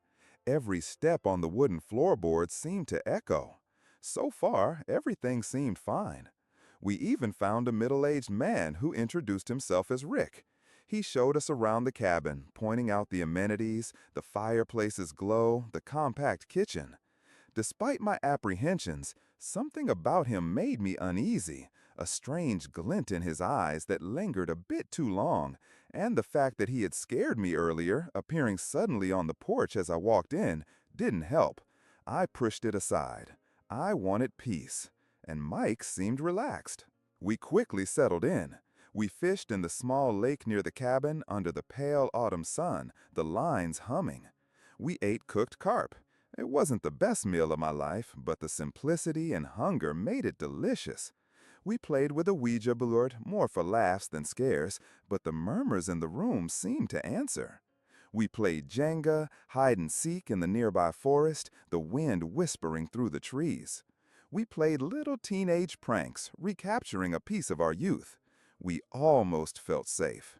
The cabin was a refuge, or so it seemed. But things weren't quite as they seemed. Later, with the fireplace crackling as our only light, Mike and I caught Rick checking the faucet in the kitchen with a hammer in his hands.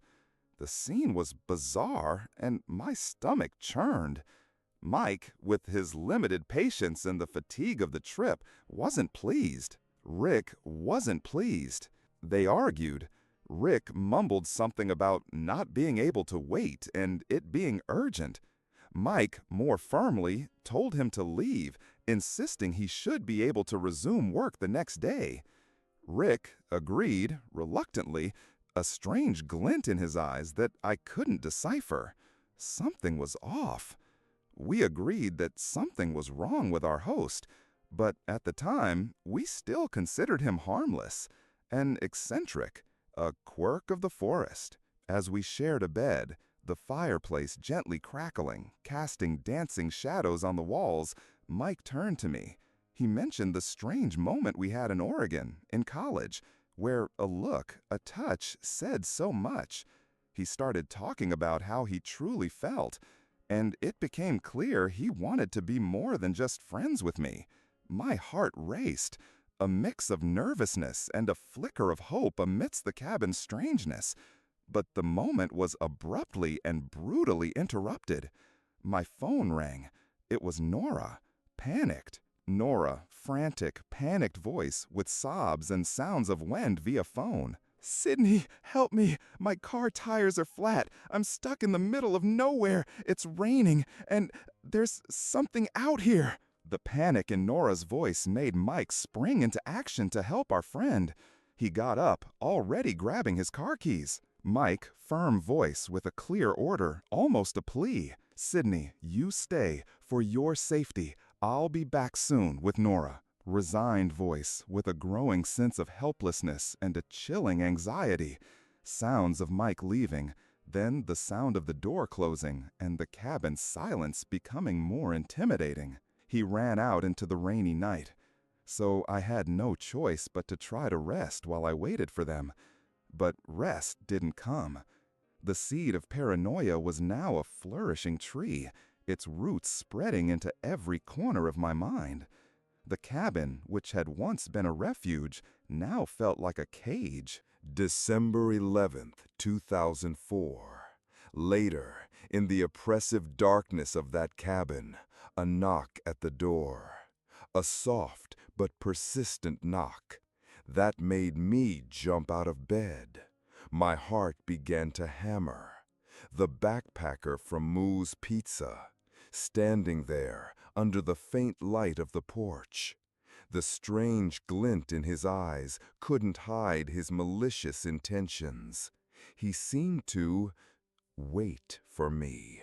Pause. Sound of a door closing with a loud click. Heavy, audible breathing. I refused to let him in. My voice came out hoarse, trembling. I told him to leave, that I wasn't alone. He smiled, an empty smile, and then he was gone, disappearing into the darkness of the forest.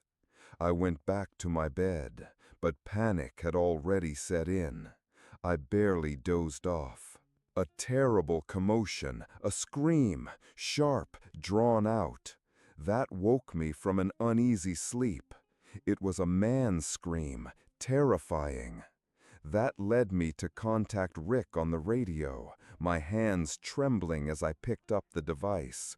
"Rick, something's happening! A scream! Someone's here!" Rick appeared. His eyes, always strange, seemed to glow in the dim light. He comforted me, but strangely, he still carried the hammer in his hands. He sat by the fireplace, the firelight dancing on his face, making him look even more distorted. His silence was heavy, and the hammer in his hand seemed almost an extension of him. However, the real danger in that rented cabin was none other than Rick himself. My phone vibrated, a message from the real Rick. It said he hadn't been to that cabin in weeks, that he had another manager for the place. My blood ran cold. He was an imposter. My hands, trembling, gripped the hammer that was on the table. I confronted him. The argument escalated. He exploded, a roar. His eyes became slits of hatred. He moved quickly.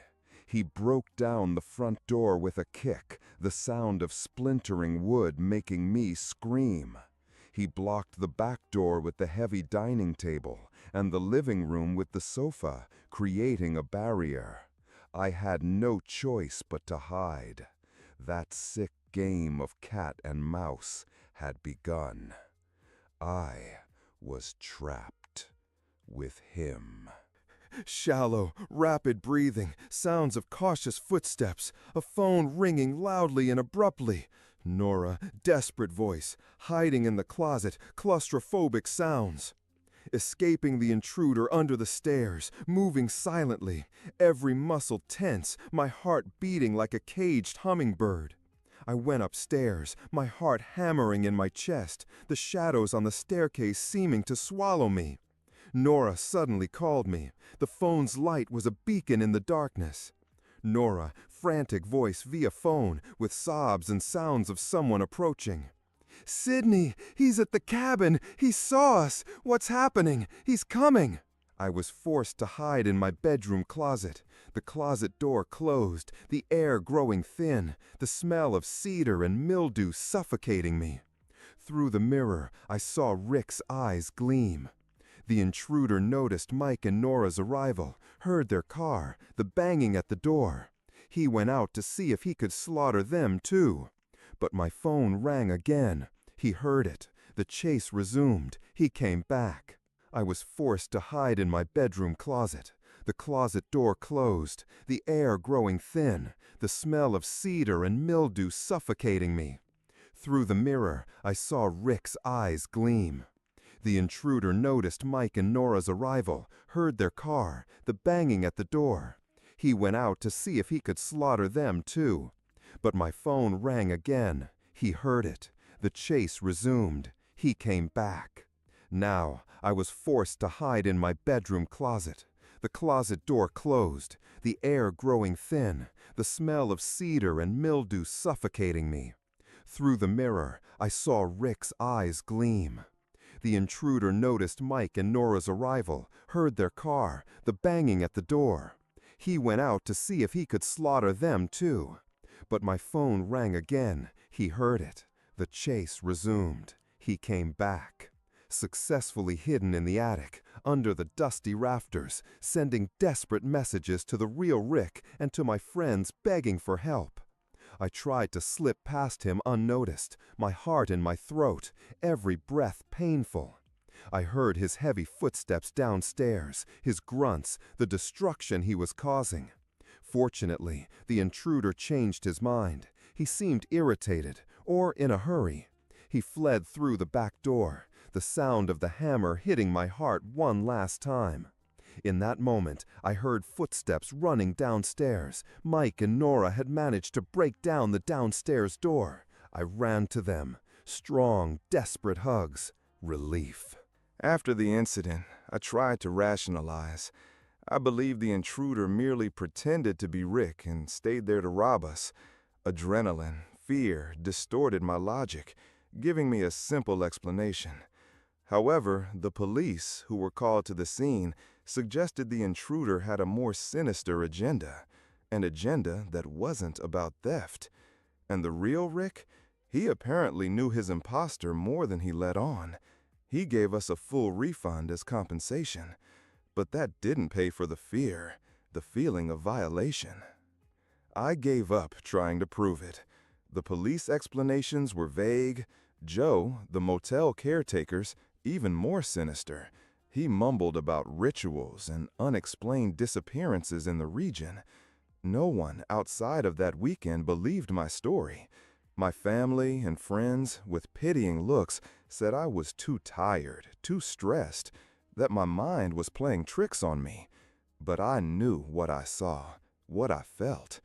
I knew that reality can warp when fear is real enough. I never went back to that cabin. I changed my major in college, and today, years later, I still feel the cold that weekend left me with. The cold of that solitude that turned into something far, far darker. And the worst part is that sometimes, in the silence of my own home, when the lights are out and the wind howls outside, I still hear it, the sound of the hammer. Or perhaps, the sound of my own sanity breaking.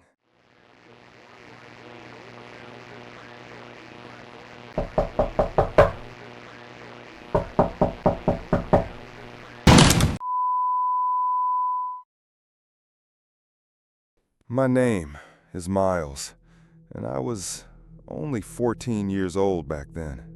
It was around 2008, July 12th, the middle of summer. Being home alone on a night like that, a Saturday, was completely atypical for me. My first time. My parents had traveled for work that weekend, and I was the man of the house.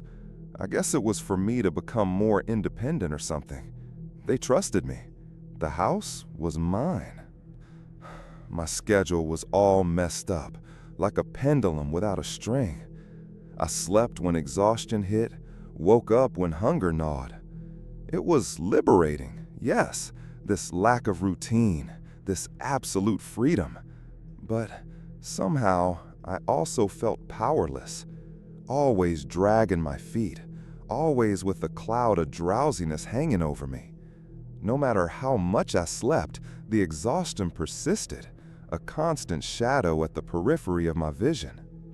After a long afternoon nap, I had gone to sleep almost at lunchtime, so it was truly a deep dive into oblivion. I woke up around 8 p.m. The sun had already set, and the sky outside had that deep blue hue that announces dusk.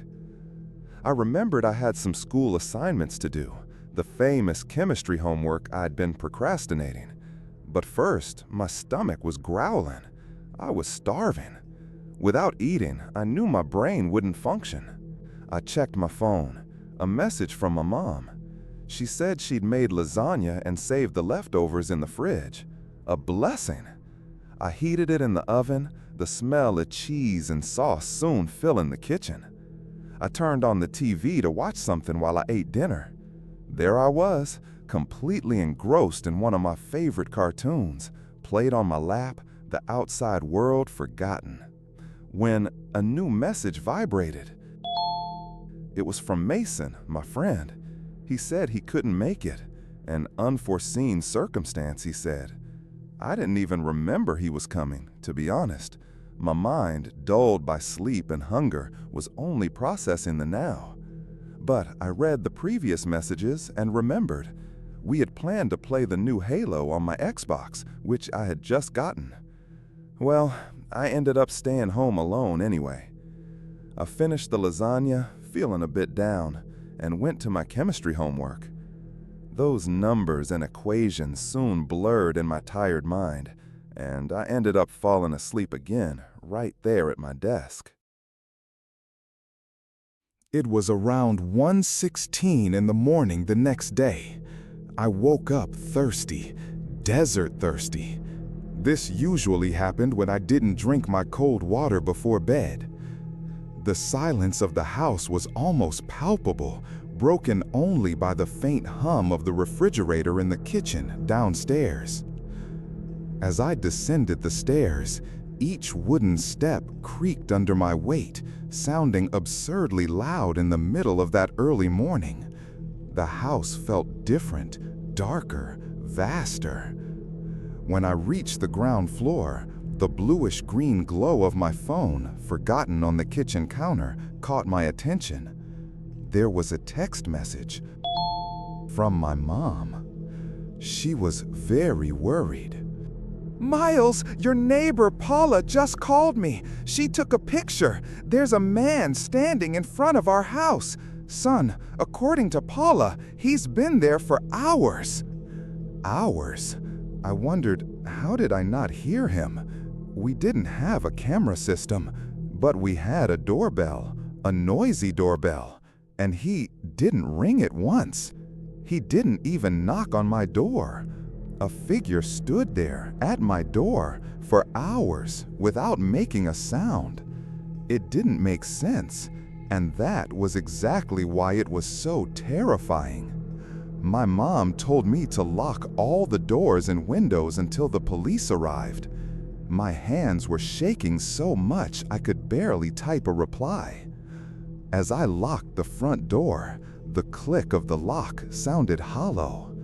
Then the window, the cold latch under my fingers. And then I couldn't resist. I took a peek through the blinds, just a tiny slit, and it was true. There was a man, tall, about 6 feet, 2.8 inches tall, short hair, and dressed all in black, so completely black that it was almost impossible to distinguish him from a shadow at that time of night. He stood perfectly still, not even leaning on the door, just existing there, watching. When I peered, my trembling fingers made a tiny sound, a minimal click as I separated the blinds, and it was as if he knew. Without moving his body, without tilting his head, just his eyes, he looked directly into my eyes, deep into my eyes, and what I saw there wasn't anger, it wasn't hatred, it was something far worse. It was nothing, an unsettling void. A shiver ran from my feet to my spine, an electric shock of pure terror. I froze, my body locked up, but my mind screamed. Who is this man? What does he want from me? Why didn't he ring the doorbell? What is he waiting for? In that moment, I ran. I didn't think, I just ran to my room. I dove under the bed, pulling the comforter to the floor as if I could become invisible. My heart pounded like a drum, muffled against the wooden floor. Every fiber of my being begged him to leave. After what felt like an eternity, a time that stretched and warped, I heard a sound, piercing, a sharp cry of glass. Crash! As if a window was shattering on the floor. Not outside, but inside the house. I heard wood creaking, heavy, slow, thump, thump, thump, as if someone was coming up the stairs. Each creak was a hammer hitting my chest. I could almost feel the vibration on my bedroom floor, the floor of my safety that now trembled. The creature, or whatever it was coming up. Then I heard a door opening. Very slowly, a long, drawn-out creak. It wasn't my bedroom door, not yet. It was like someone late at night trying hard not to make noise and wake others, you know? A sound of stealth. I prayed, I begged. My inner voice was a hoarse scream. Not my room! Not my room! Not my room! Please! Please! Immediately after, the doorbell starts ringing, wildly, an alarm, and then my phone vibrates again. Message from my mom. Mother, urgent voice, but now clearer, almost a sob of relief. It can be a slightly distant voice, as if coming from the street. Miles, come downstairs. Paul is in front of the house. The police are here. Come down, son. I remember seriously wondering if I could trust my mom. The voice, the doorbell, the noises inside. Was it a trap or salvation? Panic and survival instinct battled within me. The idea of staying another second under that bed, listening to the creaks, was unbearable. Still reluctant, I crept out of my room as silently as possible. Every fiber of my body screamed to run, but I forced myself to be a shadow. I noticed my parents' bedroom door was ajar. It was very close to the stairs, and I needed to go down to the first floor. The hallway was dark. The darkness felt dense, alive. I could feel the presence. As I approached the stairs, my gaze was drawn to my parents' bedroom, that slightly open door. And it was then, at that exact moment, that I saw it. a slender shadow, taller, denser than any doorway. It glided into the room, slid inside. It was him. He was in my house. He was there. It was fast, desperate with panic, rushing down the stairs as fast as I could. Skipping steps, my heart beating an insane rhythm, the sound of the doorbell and sirens growing louder with each step. So that nightmare would finally end. I needed to get out. I needed to see the light. As I answered the front door, almost ripping it open, there she was, Paula, her face pale and frightened, and with her the strong, swirling lights of police cruisers.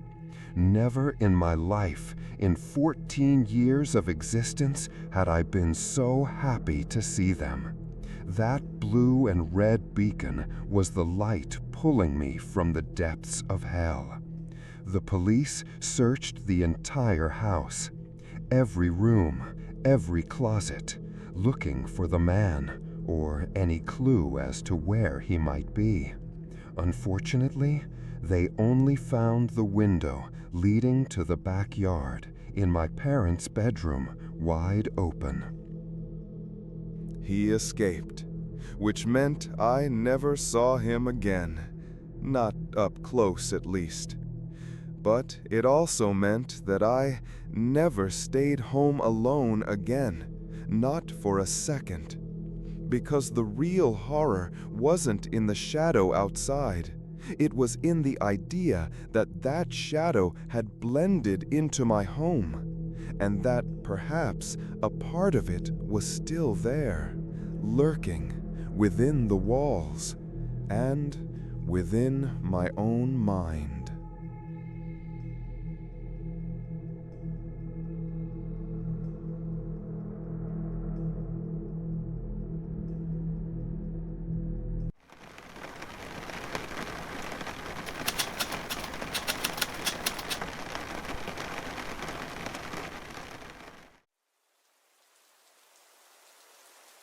My name is Holly Gardner, and meeting my web friends had been a long-held dream. We were all incredibly close, even though we'd never actually met in person. We'd spend hours on voice chats, sharing memes, venting about life. Our laughter echoed through pixels and modems. Then we decided it was time. A gaming convention. The location? A strategically placed city right in the middle of all our states.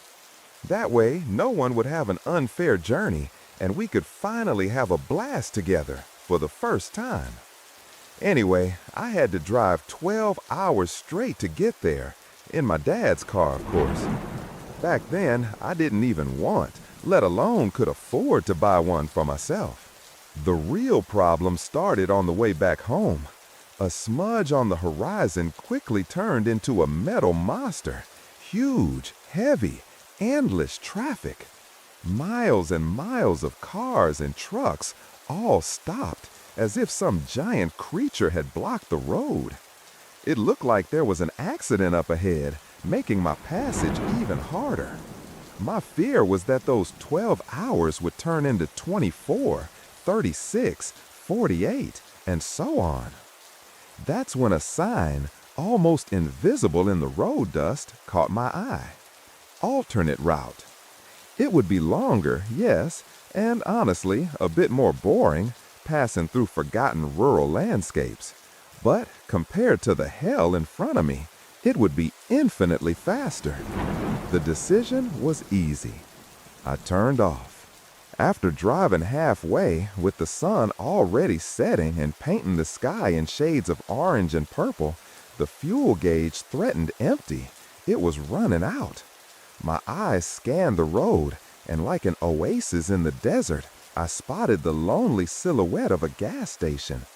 It was small, with a 24-hour convenience store attached, the fluorescent lights flickering, almost like a ghostly invitation.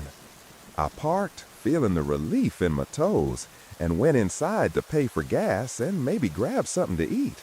A coffee, perhaps, to ward off the sleepiness. I started chatting with the gas station attendant, a middle-aged man, his face worn by fatigue and his eyes seeming to have seen too much. As he swiped my card, he leaned in a little and almost in a conspiratorial whisper told me. He said there was a local myth, a legend, about people disappearing while driving on that very road I was on. Specifically, people who passed over the bridge a little further down my path. According to the legend, the monsters of Norwood Valley would tear them apart and hang them upside down in the trees. I was exhausted. All I wanted was to get home, and I definitely wasn't in the mood for legends or terrifying stories invented to scare lonely travelers. It was the same old story you hear everywhere. I smiled politely, forced a nod, and tried to head back to the car. "Ma'am," he called out, his voice low and raspy. "Just one more thing.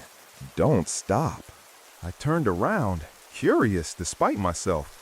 "Don't stop for a woman," he continued, his eyes fixed on mine, dressed in a white or blue dress, hitchhiking.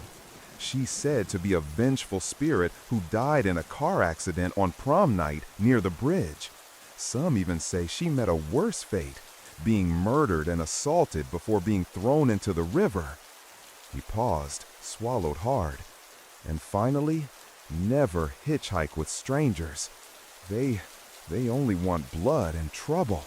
To be honest, that scared me a bit, the way he spoke, the look in his eyes. But I chastised myself. It was just a story, nothing that would stop me from continuing my journey home.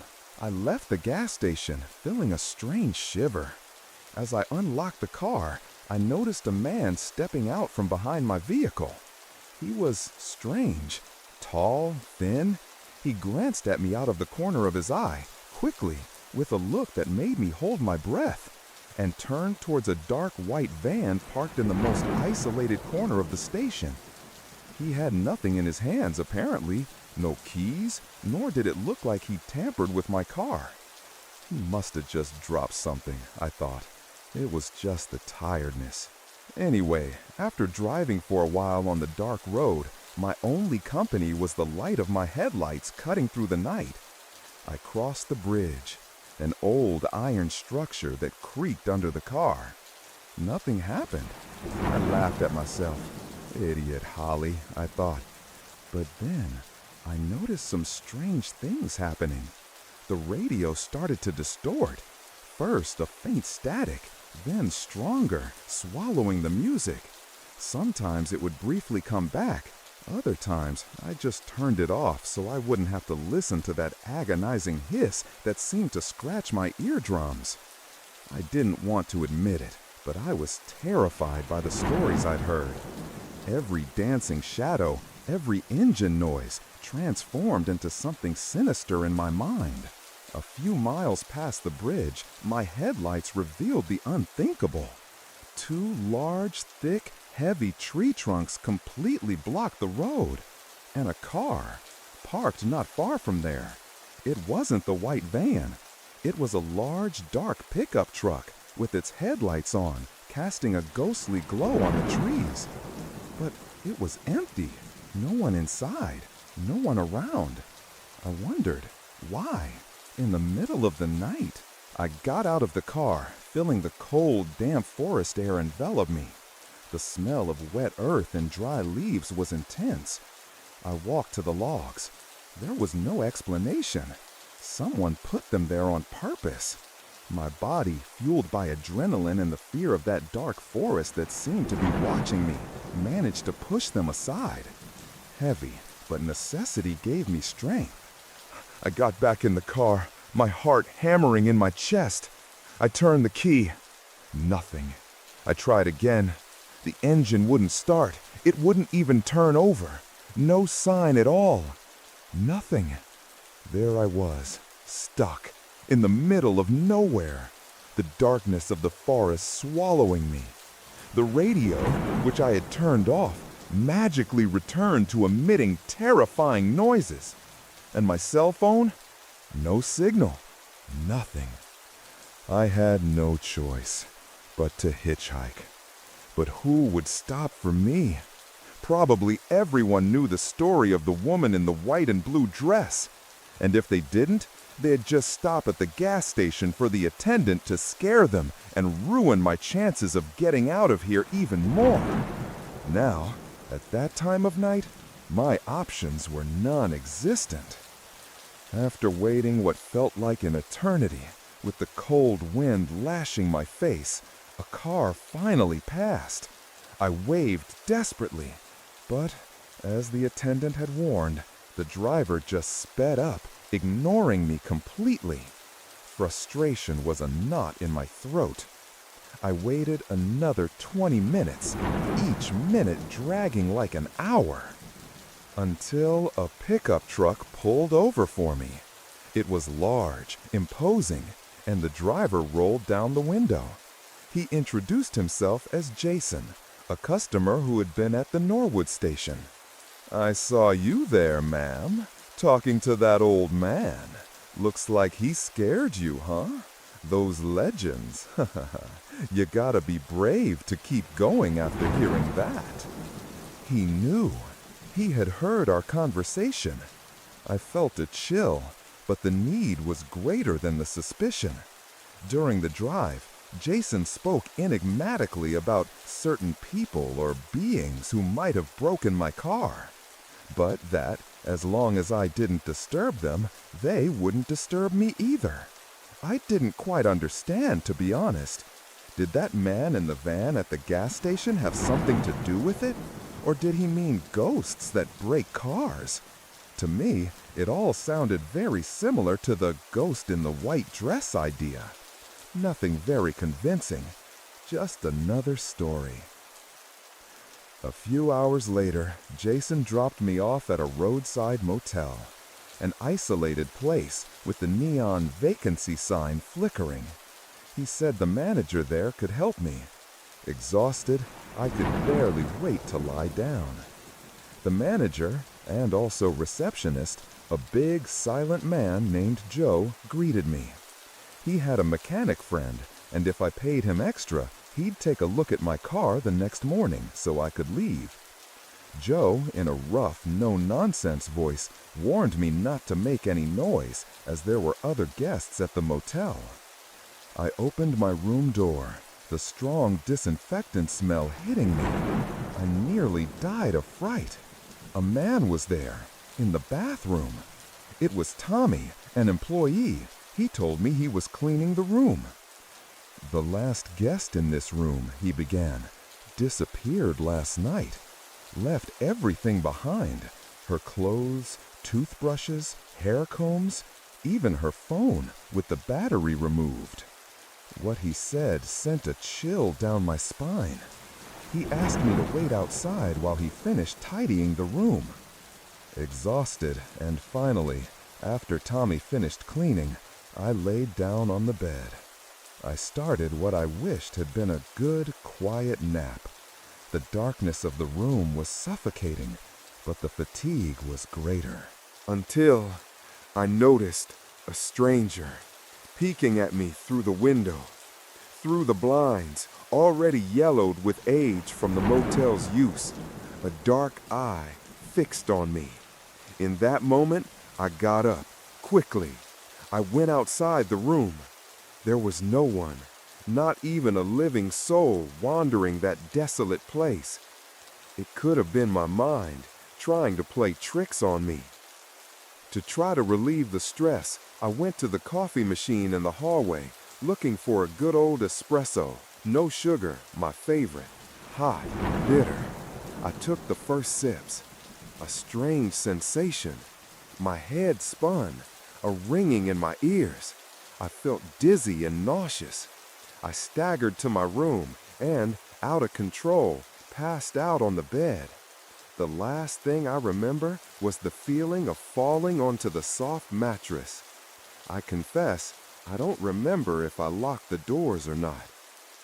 Hours later, I woke up, sedated, my head still spinning, as if I had one of the worst hangovers ever. The room was dark. Suddenly, someone was violently pounding on the door, almost punching it. An unknown man. "Help me, please, they're after me. I have nowhere to go. Help me." I told the man to talk to Joe at the front desk. He pounded again, harder. "Open this door now!" I refused to open it, of course. But then he started kicking the door with brute force. The sound of wood splintering, the lock groaning, was terrifying. In a panic, with nowhere to go, I hid in the room's closet. Small, dark, my eyes peering through the slats of the louvers, praying he wouldn't come in, wouldn't find me. But the man broke down the door with a crash that echoed in my head. He stormed into the room. I could see him, a huge, dark silhouette, searching every corner, under the bed, behind the doors, in the bathroom. His footsteps were heavy, his breathing ragged. He approached the closet, my breath caught in my throat. He reached for the doorknob. At the very last second, before he could open the door, Joe appeared, out of nowhere, with a crowbar, and knocked him out, hitting him on the head with a dull thud. The man fell like a sack of potatoes. I didn't sleep the rest of the night, of course. I don't even know what Joe did with that man. No clear explanations. Joe just advised me not to call the police. That type, he might be part of a cult or a drug network operating in the area. Calling the police would bring huge trouble for me in the motel, for you too. I know it's an isolated incident and just incredibly bad luck on my part. At least that's what I try to believe. But after that day, after that road, those legends and that motel, I never traveled alone again. And I never looked at a deserted road the same way again. Because some stories, they're not just stories. They happen. And sometimes they wait for you on the way back home.